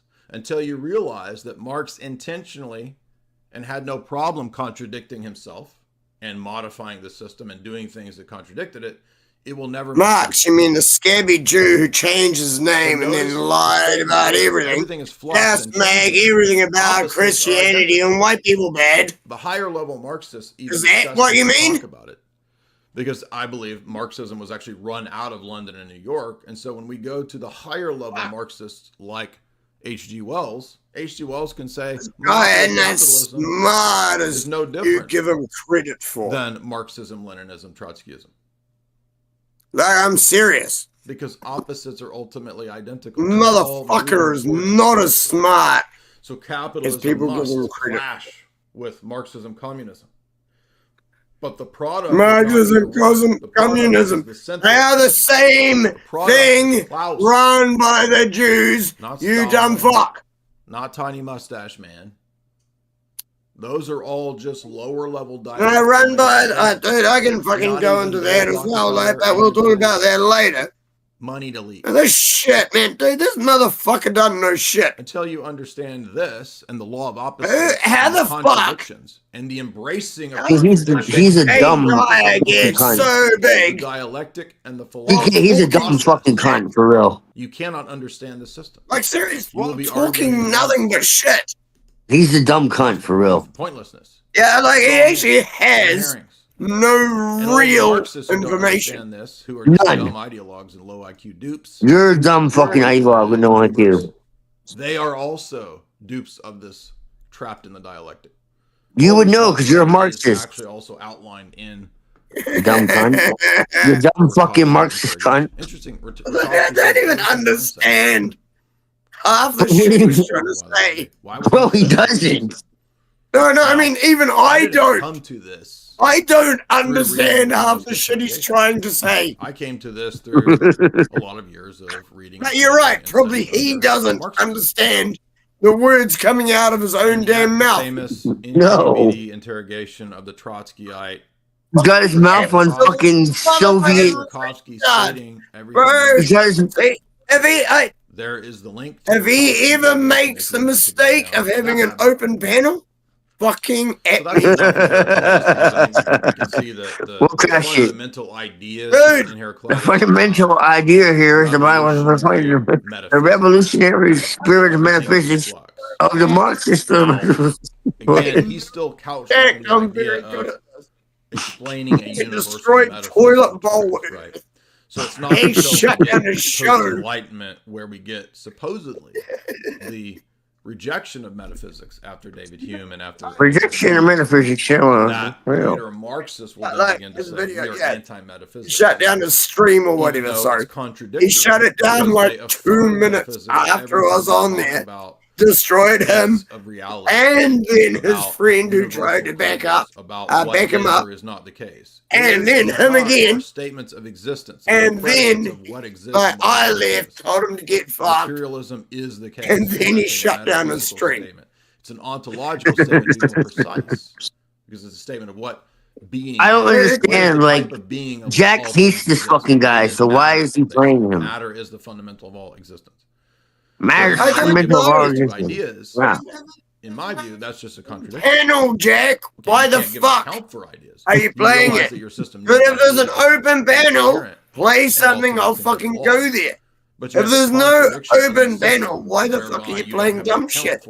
Yeah, like the play conversation music. we're having was actually more interesting than anything this motherfucker is actually saying. You're a fucking idiot if you think otherwise. And they make their system unfalsifiable. What's the Bible? We're engaged in arguing to be honest, you can always just jump on my Discord channel and we'll carry on doing this on my Rumble channel. Because, I mean, what the fuck? Why would you play a video over the top of people who are already in the middle of a conversation? Bourgeois opposition to Marxism. At least come back. I mean, that's it. Where the fuck is the respect? Crack in any so-called system. Why would you start playing a video over the top of a fucking conversation? You can't argue against the papacy because the papacy is infallible. Well, what about all the time? Like, why would you do that? The papacy is infallible. So it's a and to be honest, ever-moving goalpost. Neuro actually does this all the time. But unfalsifiable. This ain't the first one. False systems. He actually does this a lot. In the middle of conversation, just because he's going to bed or he's doing something, he just isn't even paying attention to his own channel and just turns up, puts a video on and walks away. Orthodox, especially in Byzantium, he ain't even fucking here. Down the Platonic Academy. He ain't paying any attention to his shit. Philosopher, so to speak, and he's fucking wrecking conversation. Palamas writes the apodictic treatise on the Holy Spirit. The apodictic treatise on the Holy Spirit, yeah. That's not to say that there's some Neurojack Maximus or on Neurojack to the Logi. Fuck. But when it came to the Platonic Academy, Byzantium shut it down. However, it gets revived. I'm actually not kidding you, man. And when it was shut down in Byzantium, is actually under. He actually does this way too often. And one of the key figures. I know. He's not paying attention. Academy was. He doesn't even realize people are talking. He just thinks he needs to put something on. Atheist Platonist. It's because he wasn't paying attention and didn't realize people were actually talking and there was shit going on. So he thinks he needs to put some shit on. Realm, but really as symbolic of this realm. Yeah, it's like, let me babysit the children. Let me babysit the children. And so there's not a personal God. No, people were already talking. Gives meaning to reality. You weren't paying attention. Plethon, atheistic Platonism. No, not you. I mean, you're ultimate. No, I know. People were already talking. There was a fucking conversation. Why would you suddenly think you need to put a video on? Platonism, there's always He's a fucking I went for a piss. What? Did I stop talking for a minute or two? Many others, but I went for a piss and grabbed a beer. Did I stop talking for a minute or two? So you had to play a shit fucking video that no one wanted to watch. The relationship of the realm of the ideas to the realm of the here and the now, which is change and flux. And so you're trying to know about the Aristotelian logic of the whole to both the pre-Socratic and to Plato. So I mean, to be honest, they're basically just what's giving him content on fucking YouTube. Left scholars of Plato struggled as they struggled to understand the present described in his big treatise, the Nomoi.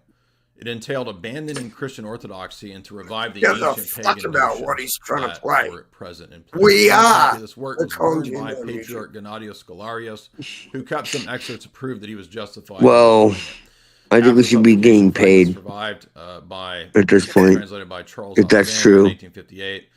Why do you think I stream myself? Ranging from the idea I stream on Rumble though, because everywhere else seems to hate me. And to the idea that he was, this is his society. A whole story of apostasy from Christian Orthodoxy. Yeah, so I've landed with Rumble. The background of these scholars, and so far so good. Yeah, this motherfucker has been streaming us the whole fucking time. Well, no, like about a year. A year, yeah. Well, since like 14th century. An hour. Context in which probably a couple of hours now. An hour and a half. Okay, so whatever it is. I didn't look at the fucking time. This fuck, he doesn't even fucking tell anybody he's going live. He just does this shit. Like, Hey, you're already live on YouTube. Why would you cry? Where it gets to the end.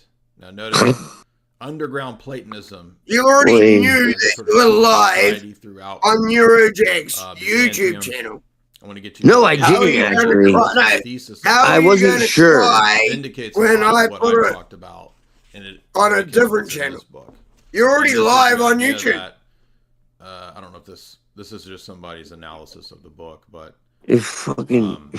You fucking knew that. Platonic. You're already live on YouTube. Why would you cry when I say I'm putting it on YouTube? Sorry, on Rumble. No, I'm not. Of the time period that I'm saying this time period. I'm saying I didn't know that. I wasn't entirely sure if he was live or not.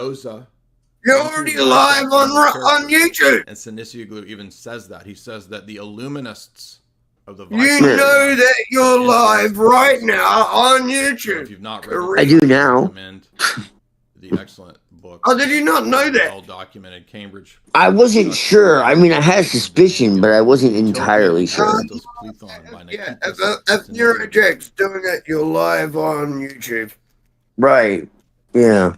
So that's, you see how we're tracing through. And there's a good chance I'm putting it on Rumble. The chief. Right. Philosophical right, y'all are fucking to the church fathers throughout the first 7 ecumenical councils is Hellenic dialectics. Every one of the ecumenical councils is battling various dialectical argumentation. Either this or that. Either Jesus is human or he's divine. Either the Trinity is a Unitarian thing or it's tritheism. Either Jesus is, his will is overtaken by the divinity or he's subsumed into the divinity. It's either or dialectics constantly. I haven't given any of you shit. As we saw with Heraclitus, premised on the necessity of opposites. I mean, I don't give a the necessity of opposites. If a Eurojack were putting this shit on while we were talking, on the rejection of metaphysics. That's the only thing I've really given anyone. Oh, I gave Penoid shit earlier. There are oppositions in nature, sure. But it's not a necessary opposition, number one, because this world is fallen. So you would only take these things to be natural if you didn't believe in the fall. We don't believe in the fall, yeah. But our world is not natural. It is in a degraded or unnatural state because of the fall. Our world is in a degraded state, yeah. But man, that motherfucker like oil and water. The fuck, yeah, some shit about to go sideways. But regardless, the state that if the world is so fucking fallen, then how is God omnipotent and omnipresent and omnipotent and all this other shit? Either God is omnipotent and omnipresent and omnipotent, or the world is fallen. Like, which one fucking is it, bro? Like, it doesn't make goddamn sense. And to me, it makes more sense that God is what they say. But anyways, go ahead. And this is one of the key elements that distinguishes Orthodox Christianity from all the other carry on talking, because then it'll still just be on my Rumble channel and we don't have to listen to that fucking annoying philosophies are also enmeshed in dialectic. Either or. Well, it's just giving me things to bitch chat, so it's kind of funny, but it is also kind of fucking obnoxious, Jack. Hang on, I'm whenever I talk about this, people don't know what I'm talking about. They're confused. They don't know what they think dialectics is the same thing as dialectical method. No. That's pedagogy. That's teaching. Okay, that's question and answer back and forth. Nothing wrong with stop watching. Oh fuck! There's a stop watching button. The eclectic method. I'm talking about metaphysical. Right click on the fucking thing. Fundamentally, there is a stop watching button. Constantly flux. You don't have to watch that strife. Nothing is objectively true or in permanence. Other than what? And there's actually right at the top it says stop watching. Similar to the metaphysical discussion that O'Brien says to the metaphysics debate in stop watching. Fuck you. So you said, but wait a minute. Lenin argues for objective truth. He doesn't think that everything is flawed. I'm not kidding you. Yeah, but I was like, yes, watch. The question Wow, is, does he think that there's it is one fake? less The question is, brainworm. consistent with the rest of what he says? Actually, No, it's not. listening to that And probably killed psychologists, some of the they think that brainworms. stating the position My fucking head hurts. Likewise, Marxists let me That was so dull and boring. I think my brain what is the position? The question is the position true? Is it coherent? He's like, well, the Aristotelian logic tells us that the Holy Sepulchre is like, between stating the position and arguing for the position. No, honestly, I think it actually helped. What is your position? Like, detox me. Why should we? I think it killed off some of my brainworms. It's pretty obvious. It's a really basic thing, and people don't know what this is. It was so dumb. They died. So I've seen hundreds of comments. That's a new level of fucking stupid. As a result of Yeah, this, it is so dumb. My brainworms died. and I've not seen, but maybe one or two. Bro, it's like you said, I don't think you knew what the fuck you were saying. I think you were just reading I it. actually don't even know. Yeah, I agree. I don't even know if he knew what the fuck he was saying from the very start. Holy shit. All right, so dude, I've done public speaking where I haven't had a script. Figures. Now we're going to take a but I didn't fucking repeat myself. I didn't fucking this is also slur and simp like a bitch and shit. Like I don't know what the fuck this motherfucker's on about. 1452, when Byzantium falls. Bro, according to Unseen, which, I mean, take it with a grain of salt. Right. I mean, I think Unseen's cool besides of his fucking, like, cuck worship of the fucking church and the bishops, you know. But he says that, you know, a lot of these dudes are tangled up with like the KGB and shit. And honestly, like, I think he's probably right about that. You know, say what you will about him, but I think he's actually right about that. I can't remember if he argues that this and so these cunts are fucking KGB. So, yeah. And what? KGB, Mossad, CIA, MI6. Yeah. They're fucking everywhere. They all have parties. What does it matter if you pick a country you don't like? Oh no, we have to make that country. It's actually the country that we're saying is our best friend and is spying on more people than anyone else. And all my professors. We don't have to say that. Well, who do you think set it up? I just said it. Marxists together. The country that you say is our best friend. So our best ally is spying on more than anyone else. Well, you know, if you read Alexander Solzhenitsyn, he'll tell you. It's an intelligence agency. So my advisor in the world, under the guy who studied under Habermas, right, writes his PhD thesis on Hegel. Solzhenitsyn will tell you, hey, I think he would know. You have to understand, the Russian Revolution wasn't Russian. So there you see, they hated the Russians. Yeah, yeah, you know. You mean the Bolshevik? Example of why right. Well, they try to call it the Russian Revolution, but yes, exactly. And then you ask Hegel what the Trinity is, and it's a bunch of fucking poppycock. But yeah, we've got to be careful because I gotta remember that we are still on YouTube. Okay. Oh, right. God is the absolute of all. Right, yeah. I'm forgetting too. I'm a little fucking buzzed. Russian Revolution. Absolute, where everything becomes. Which actually, started a lot earlier. Let's look at some of these figures that influenced Hegel, and we're going to understand. It actually started after World War One.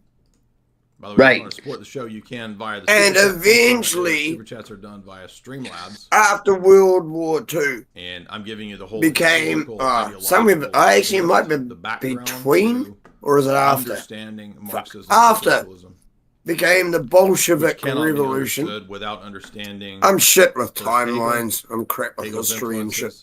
and then the Hermetic It's okay. and Fuck! ancient Hellenic. I've dropped my creed. lighter somewhere. I'm wasting all my Literally no other way to fucking understand matches. Fucking And of course, poison. none of the other, like when No, libertarians and these get are on like critiquing, good big they matches don't.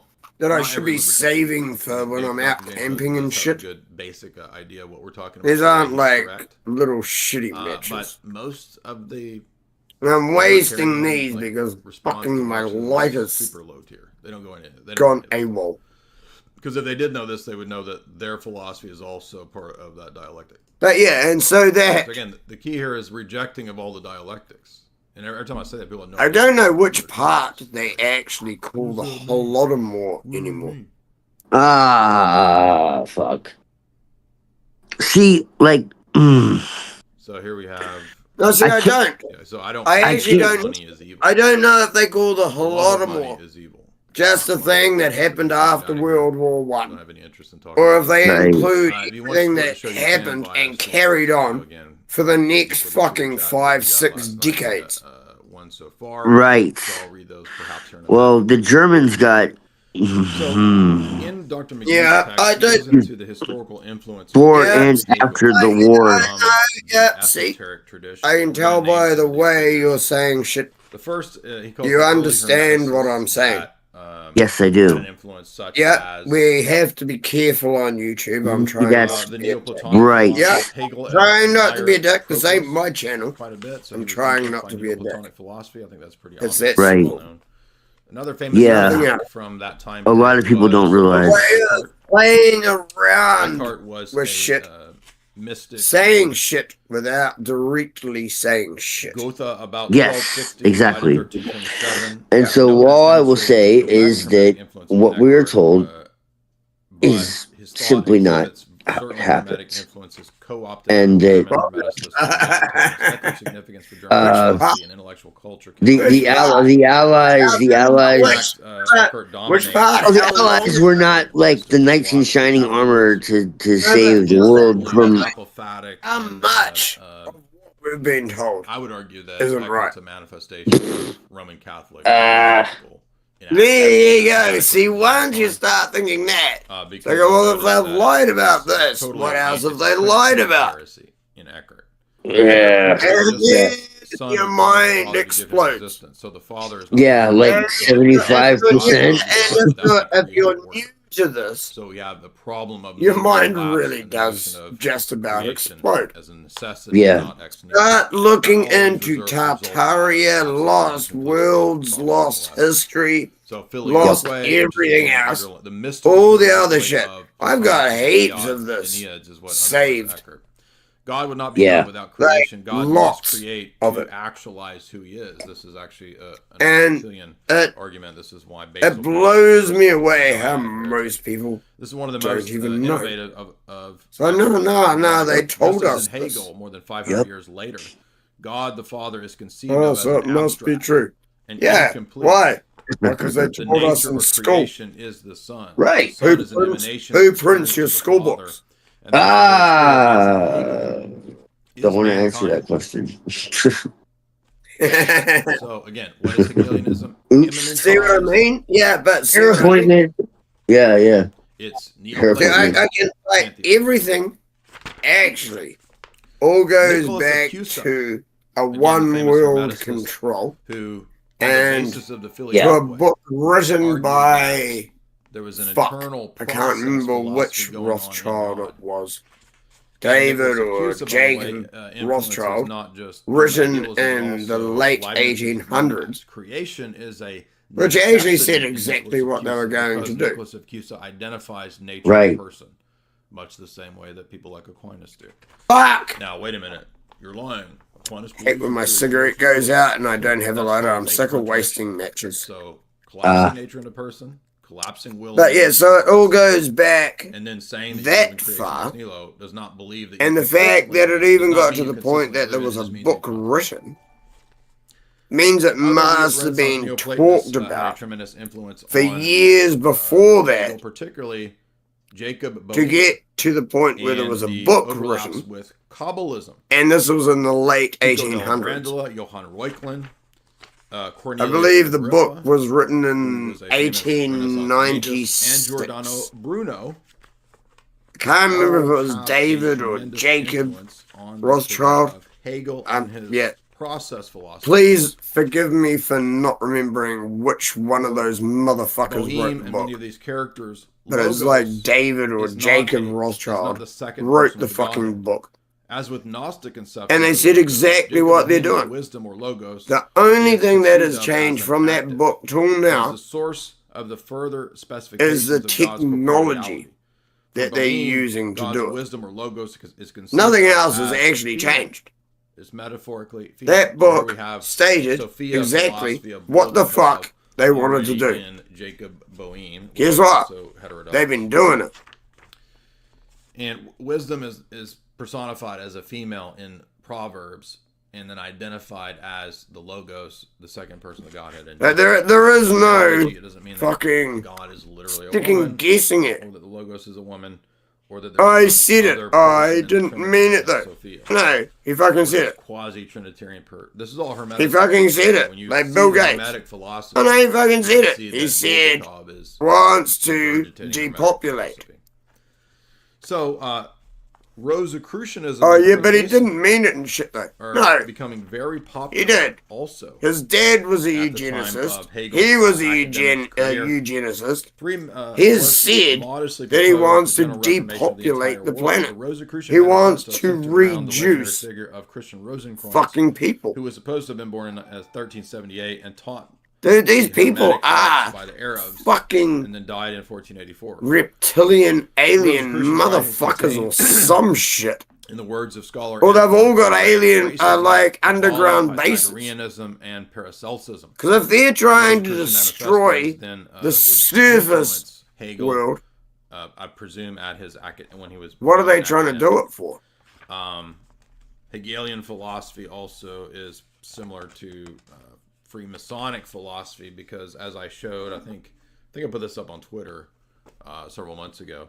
Like, I'm actually serious. If you look at Albert Pike's, if these people are trying to fucking destroy the surface world, the Trinity and the which is called terraforming,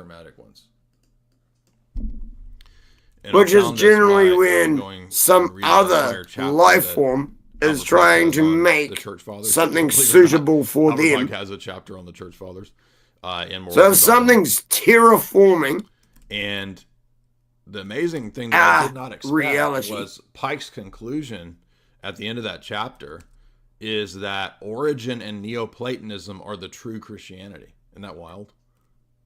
And people have written books saying they're going to do this shit.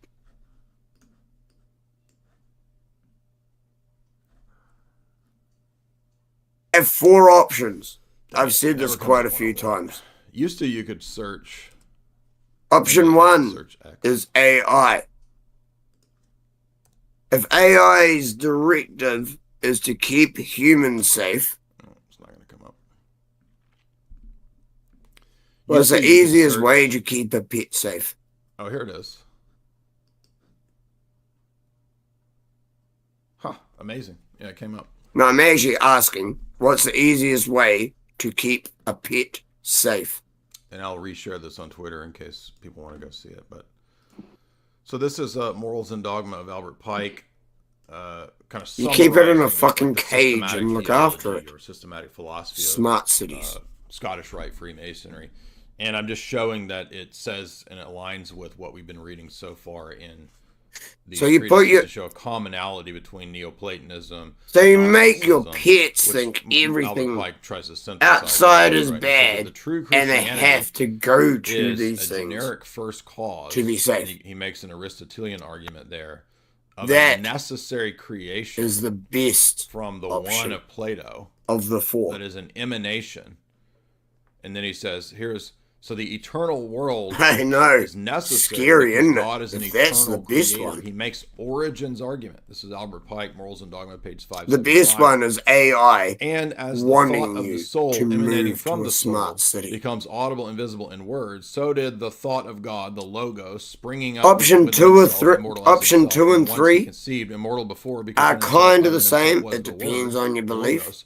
Its manifestation Either promoted demons creation, thus create or it's material, fucking mental, spiritual aliens. universe, which, like him, never began See, to exist. depends The on your world belief is an system. eternal emanation that is synonymous with Whether the it's eternal scientific or This religious, is the real idea it's of demons the or ancient aliens traditions. who are The trying to inerrant actually God, the terraform the Almighty Father planet and the source so of that all, they and his thought can live here. conceiving the universe and willing its creation, because it is just as necessary as his essence. That is a modal collapse. And option number in 4, Albert Pike, which someone same argument actually that had to Origin tell makes me for I eternal did worlds. not have Because this if God originally. is eternal God, an eternal Father, an eternal Originally, I Creator, only had there the must 3. be eternal Someone world, actually of which he told is me provident, the 4th Lord, one. and There's Creator. also a 4th option. It could be And this. that world is Like, oh, the fuck. Son or the Logos. The So you have 4th the option collapsing is that there of the are person of actually Godhead evil into satanic the people imminent out there process of the world. who think they're killing us God off. is world process. The Logos Who is leave the world them in historical world charge process. of the world. Exactly what Hegel says. So I don't know for sure if Hegel was in some lodge. If he was, it'll be in. If you've got any Karen other Robinson's options other than those 4, please excellent let me book. know. I'm not shitting you. I've I been think saying is this for to date fucking probably years. the most scholarly work on the 17th century. Like, I really have. So I've honestly been saying that for fucking years. Those are the 4 reasons text with me, so I can't remember that or look up our planet is being King of terraformed. Prussia was a Freemason, and many of the circles of the Prussian elite were totally Fucking involved in the chemtrails. philosophy of the law. Fucking poisoning the which, as you water, see the from food, Pike, is, everything else. essentially a kind of Originism / pantheism. Are you getting shunted into a smart city, which is the AI version? Now or is something else Hegel, actually just taking over understand and going to destroy us all? Lectures on the history of philosophy. He gives quite a yeah, and I just covered something on AI. It's like Orwellian, man. Like you ask it a question or like have like some kind of obscure piece of history, and it'll deny it and say, "Oh, that's that's not acceptable," or in some way, or be like firsthand account of an event.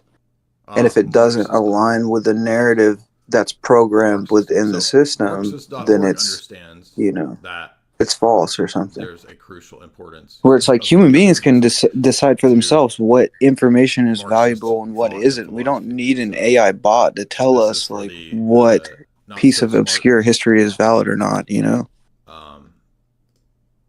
Marxists out there. Yeah, see, street level. I've got people in my Rumble channel saying it's the Kabbalah. By the way, did you know? See, people are still saying it's religion that's doing it.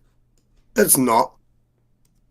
It's well above religion. Every year somebody tells me, it's the people who invented all of the religions that you think you follow. You're stupid. But and he goes through the kind of hell no darker side of Marxism. You are stupid, dude. About that. It's not the people that invented religion. The people, they use religion for one to mask their intent. Whatever is doing this is above all the invented organized religions. They think they are. They believe in humanism, right? And then it's really humanism and Luciferianism. Here's an interesting thought.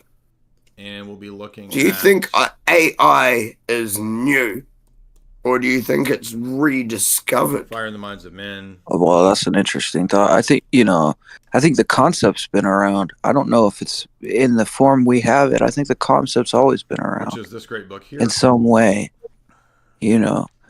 but that's just like the atom bomb or something. It's like the alchemists were looking for something like that, conspiracy they would have theory, been rather ecstatic to find something like that, and so the idea has been there, and it's just like our modern scientists are picking up on alchemical thoughts and bringing them to life, now that we've reached this point in some way. And a lot of them, like like Rene Descartes or whatever, they say like they got their ideas from like demonic dreams and things. early chapters So, where he discusses, which sounds kind of absurd to some people, but I mean, they would figure out like scientific discoveries, but it's like a demon showing themselves eating their own tail, and then they say that. coming out of Italy, That is was the is it that? of Or are some people able to actually see what the past was? He's the John I know the about Baptist, this. Like there was particular saints that could see the past, the present, and the future all at once. You know about Tartaria? So notice Freemasonry is not. Yeah, I've heard about that. You've heard about it, so you don't know. And it is revolutionary. No, I mean you could tell me about it. You don't have to be such a prideful asshole. Sorry for coming across that way. From a famous So you don't actually know much about it. Okay. Billington points out that fuck. Okay, Tartaria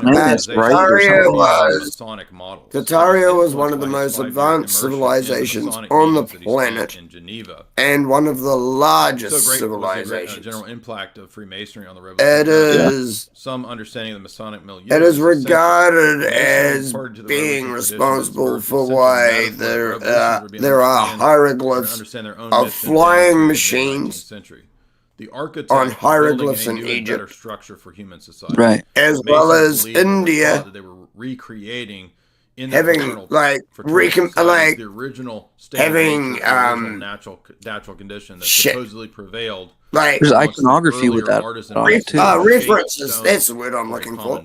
Having references to flying machines, which in India are called Vimana. Right. This shit is all over the world, and the same style of building is all over the world. Well, here's an interesting story. I can actually do a super crazy breakdown for you. This is going to be fun. Listen to this, DK. This might like trip you out.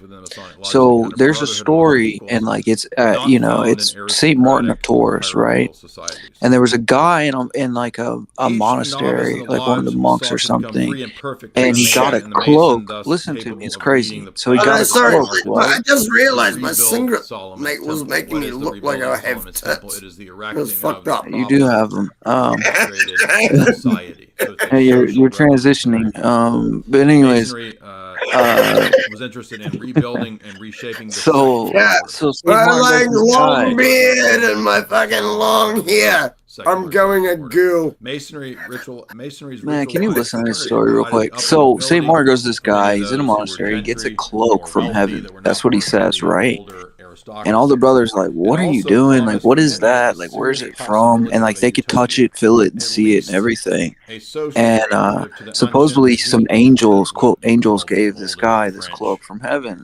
Well, when it came into contact with St. Martin, it couldn't keep shape and like change form, and then it disappeared. But the point I'm trying to make right now is that the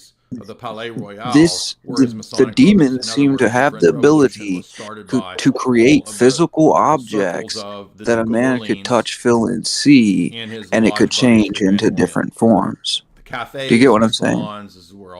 Yeah. Yeah, I understand you.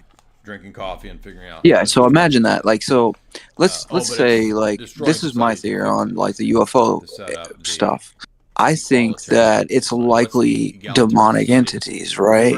And they're taking shapes in different forms, and they could take the shape of whatever will lead a man astray into thinking like, oh, it's an alien, or it's this, or it's that.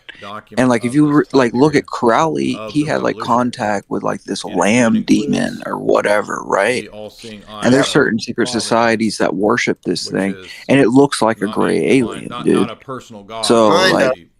Yeah, it does. You know what I mean? It looks pretty similar to what people say gray aliens look like. As I said, number 2 and 3 from what I was saying, because was either aliens or demons. It depends on what perspective you're coming from. I think it's one of the two. Whether it's scientific or religious, aliens or demons are number 2 and 3 of the 4 things I did before. Have you ever seen that interview? It's like David Icke with that woman, and she's like telling some story about reptilians, and you know what I'm talking about? All men and women are. Not sure if I've seen that particular interview. Well, it's like it's an old interview from like the early 2000s. That's the philosophy of the Jacobins. Yes, of course I know what you're talking about. And that's right. So it's like it's a chick, and she's like supposedly a part. She was like a part of like some MK Ultra stuff, and might have been involved with like some like Franklin cover up type of activities, acting as they call it high politicians.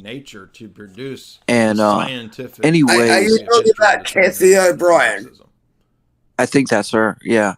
Kathy O'Brien. Yeah, I don't remember her saying anything about alien shit or reptilians. No, well, there's an interview with David Icke and some lady, and she does talk about that. Arguing that everything is evil. Right. And what she says in it, the lead singer from Smashing Pumpkins actually this philosophy gives talked about it himself. Said he actually met someone and they shapeshifted in front of him on 2 separate occasions. Well, what do you think that is? Ethnicities. I think it is shape-shifting reptilians. I don't think it's that. I think extraterrestrial. I don't think it's that. This is why I don't think it's that, because like there's stories, right? And like I've heard it from Indians too. Like Anna Purna talked about it. Actually, she talked about women that would somehow make a pact with an evil spirit to like look beautiful for a night. Like they do like weird rituals like that over there. And so if a demon has that ability to make a woman look beautiful, why wouldn't a demon have the ability to make it appear as if you shapeshifted? I'm not shitting you. I think that has happened to me. In the Masonic society, I always just put it down to me being on drugs and alcohol. Right. But I have seen some crazy shit. The lesser known, like there was one chick I was with, and they're getting money from somewhere. I wonder. Well, Quigley tells us where they're getting money for the revolutions. Actually, with it just came out of nowhere. All these not relationship, but with that particular time. And I'm fucking so sure they didn't have any money. That their legs changed into goat legs. How did they have the revolution? Well, they emptied the jail. I'm like, what the fuck? And I was just out of there. Forget the name of it. Jail. They emptied that lines up. But I've had some fucking weird shit happen in my life, man. Oh yeah, exactly. Well, you know the story of Simon Magus. I'm not one of those people who lived a normie life. It's elites. But everything that happened to me is crazy as fuck. You ever heard of Simon Magus, right? Like the guy that tried to buy the Holy Spirit? Well, he like created the first Gnostic sect, right? Or like one of the first. And like they would basically say they would took like early like Christian ideas like about Christ, and then they said he was the standing one. Right. Well, he had the ability to like, let's say if someone like struck him with like something or tried to hit him, he would disappear in smoke. Right. And then there's a story of him like, you mean like Friday with a yeah, dude, it's crazy. Like he would disappear in smoke and then reappear and stuff. But eventually one of the demons carried him straight up in the air, like he was flying, and then they just dropped him. And he like broke a bunch of bones or something. So they kind of turned on him eventually, but for a while they let him like, you know, kind of like take the role as this cult leader. And it was him and this other chick. And when they gave baptisms, people would like sparkle, like crazy lights would happen and all this stuff. And people started joining his cult because of this. You know what I mean? So basically an altar church. But you could still find like fragments of like early manuscripts about. There were a sect called the Simonians, and they had an early form of Kabbalah, like diagrams, like the same as Kabbalah. The highest Areopagite grade was called the Great Firmament, or the heavens. Sent out its own subtle deacons. I've got to be very careful. Propaganda and agitprop. Because when I say what I think, it actually annoys a lot of people.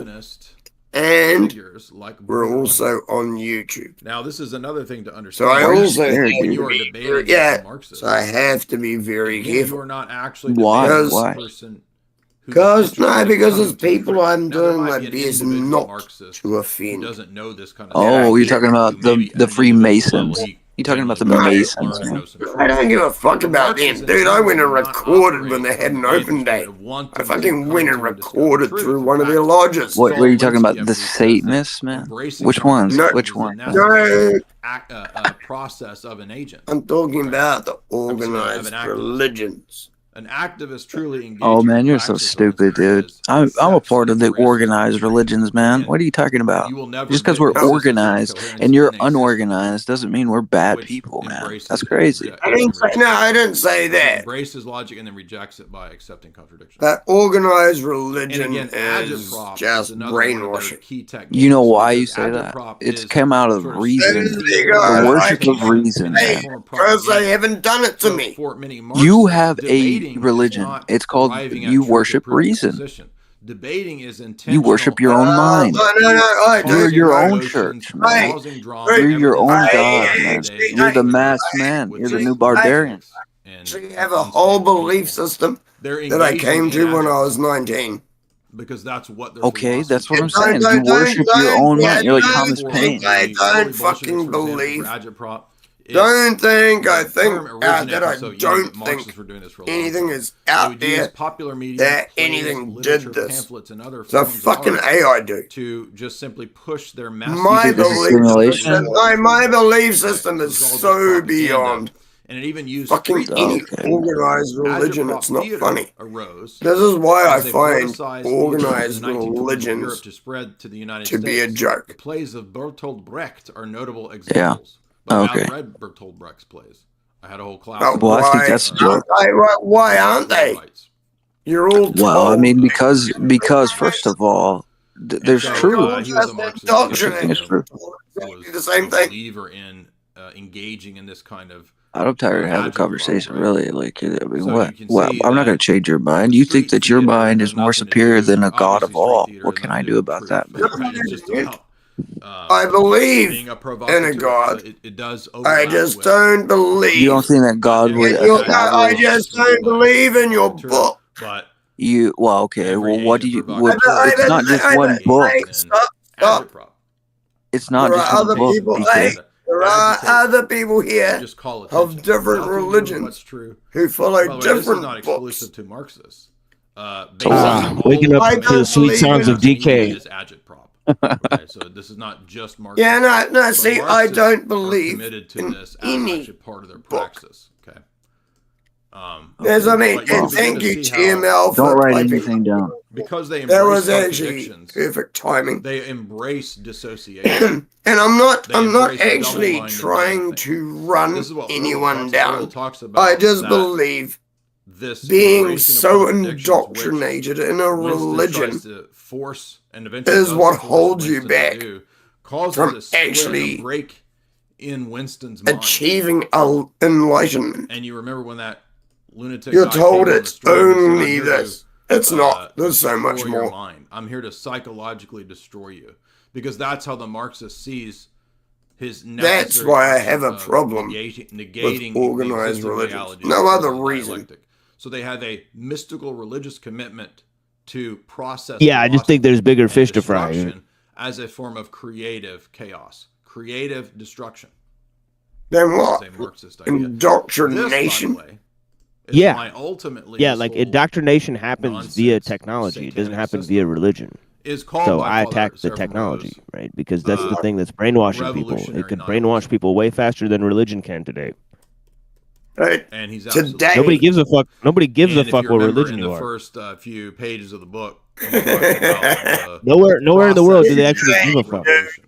A lot of the lower level dupes believe that the revolution. Don't try and give me No, they don't. No, they don't. Even in the top place, even in the top place where they kill people for their religion and shit, it's a secular country. It's not about that at all. Oh yeah, there's Buddhists and Hindus in Israel right now. It is what it is. Dupes, and it could be whatever religion you want. I like you and I accept you and I have no problem with you. Learn the reality. Please know this. Christian Rakovsky. But the simple fact is, a high level, right? Yeah, everyone and gives a shit about what religion someone is when they move to their country. Capitalism needs Marxism. And that clash of the 20th Oh no! must happen. You ever hear of Benjamin Franklin? It will eventually give rise to the idiot Freemason who apparently electrocuted himself and discovered electricity. You mean that lie? No, he's being interrogated by Moscow. He says, "I'm told what to do out of New York and London." I mean, you could think he's an idiot, but half the things you believe in come from him. I'll assure you. If you don't believe in religion, 90% of the shit you do believe in. 90% of the shit you do believe in, like free speech and all that shit, that all comes from Benjamin Franklin. I don't know. Perfectly encapsulates. Like you cry about free speech all day, DK. Like, come on, dude. Like you're crying about free speech. Like you love your free speech. That's why you hate religion so much. I mean, because you like liberalism. Destructive philosophy. And so you can see why, just as in the French Revolution, Marxism appeals to not just young, naive people. I mean, you're telling me bullshit that you were taught. To people who believe that they can Where did it come from? all of society. Did you make up the shit that you learned? Divorced from reality. You weren't taught anything. Everything I was taught is pretty fucking close to the same or something as akin both to of utopian you. society. But you said No, we were all taught the same shit at school. Yeah, but you said that you weren't taught anything you know. You were taught slightly different things at whichever church you went to. That's what I'm saying. Everybody's just taught slightly different shit. Doesn't matter. Doesn't matter. Didn't it may not be go to church and went and fucking looked shit up myself. Right. It's national. Looked it up from where? From other people who wrote it. You learned it from somebody else. But they're both the same. I believe there is a God. Philosophies in principle.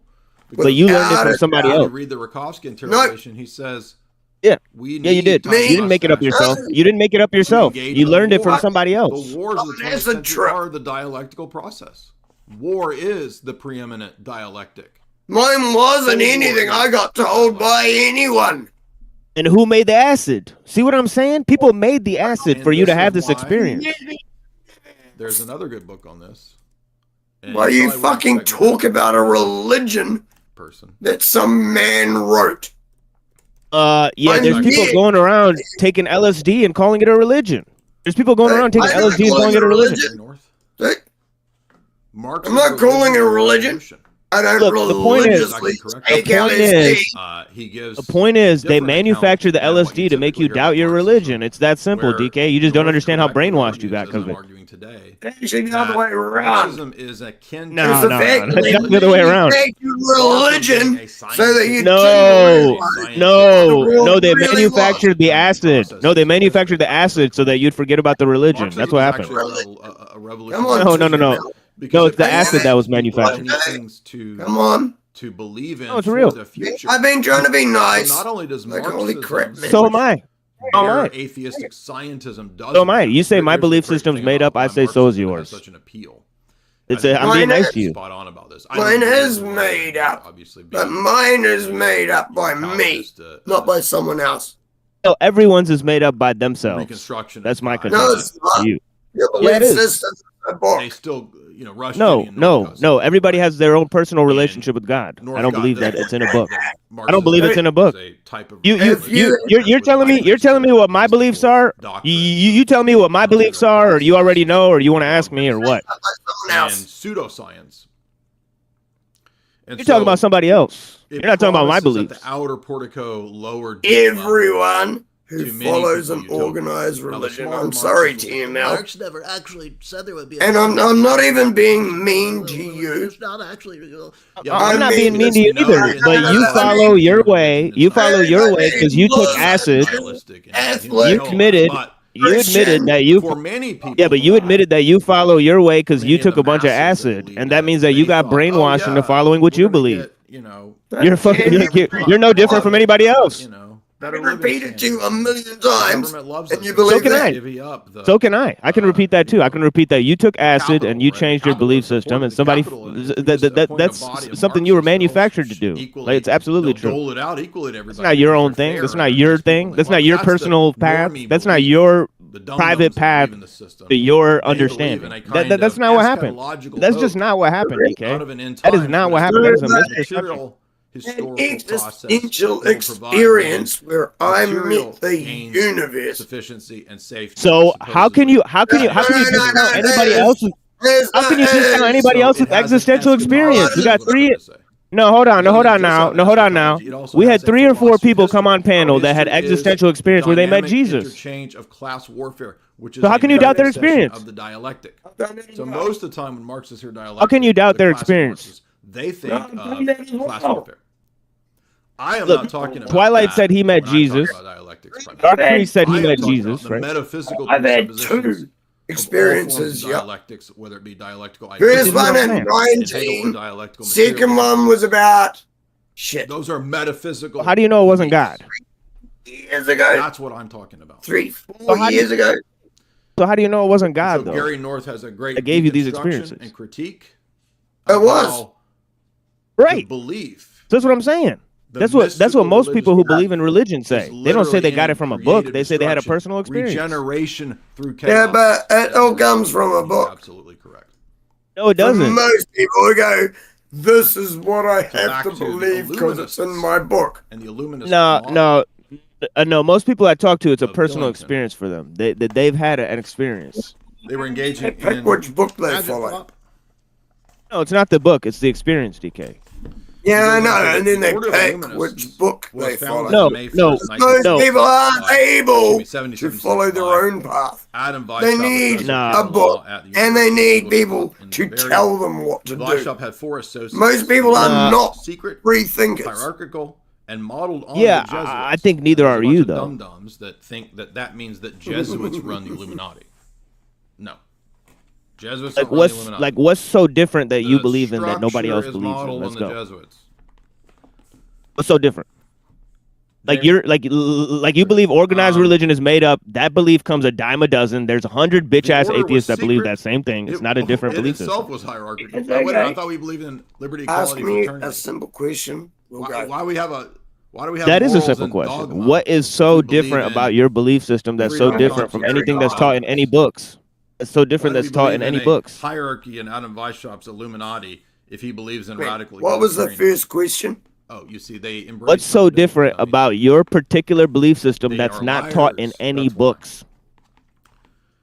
The order was secret. It was established. To be honest, I guarantee somebody thought of it. Domination and Bavarian education, and it ended with their. To be honest, it's the fact that what I believe. It was dedicated to Weishaupt's Rousseauian. There's actually bits Rousseau's a key from figure. Everything. It's not identical to Rousseau because there's a lot of elements that Rousseau. There's a bit from that. There's a bit from that. There's a bit from that. There's a bit from that. Like every religion has got shit partly right. Equality. But they've got a lot of shit wrong. There's some other things that Rousseau talked about, right? That if everyone could actually state of nature or something like that, that's fucking combine all their books and look at them all, the vision of leading all you'd actually work out. There's a lot in common. You don't need and there's a lot fucked up. You can achieve this naturally through purely naturalistic processes.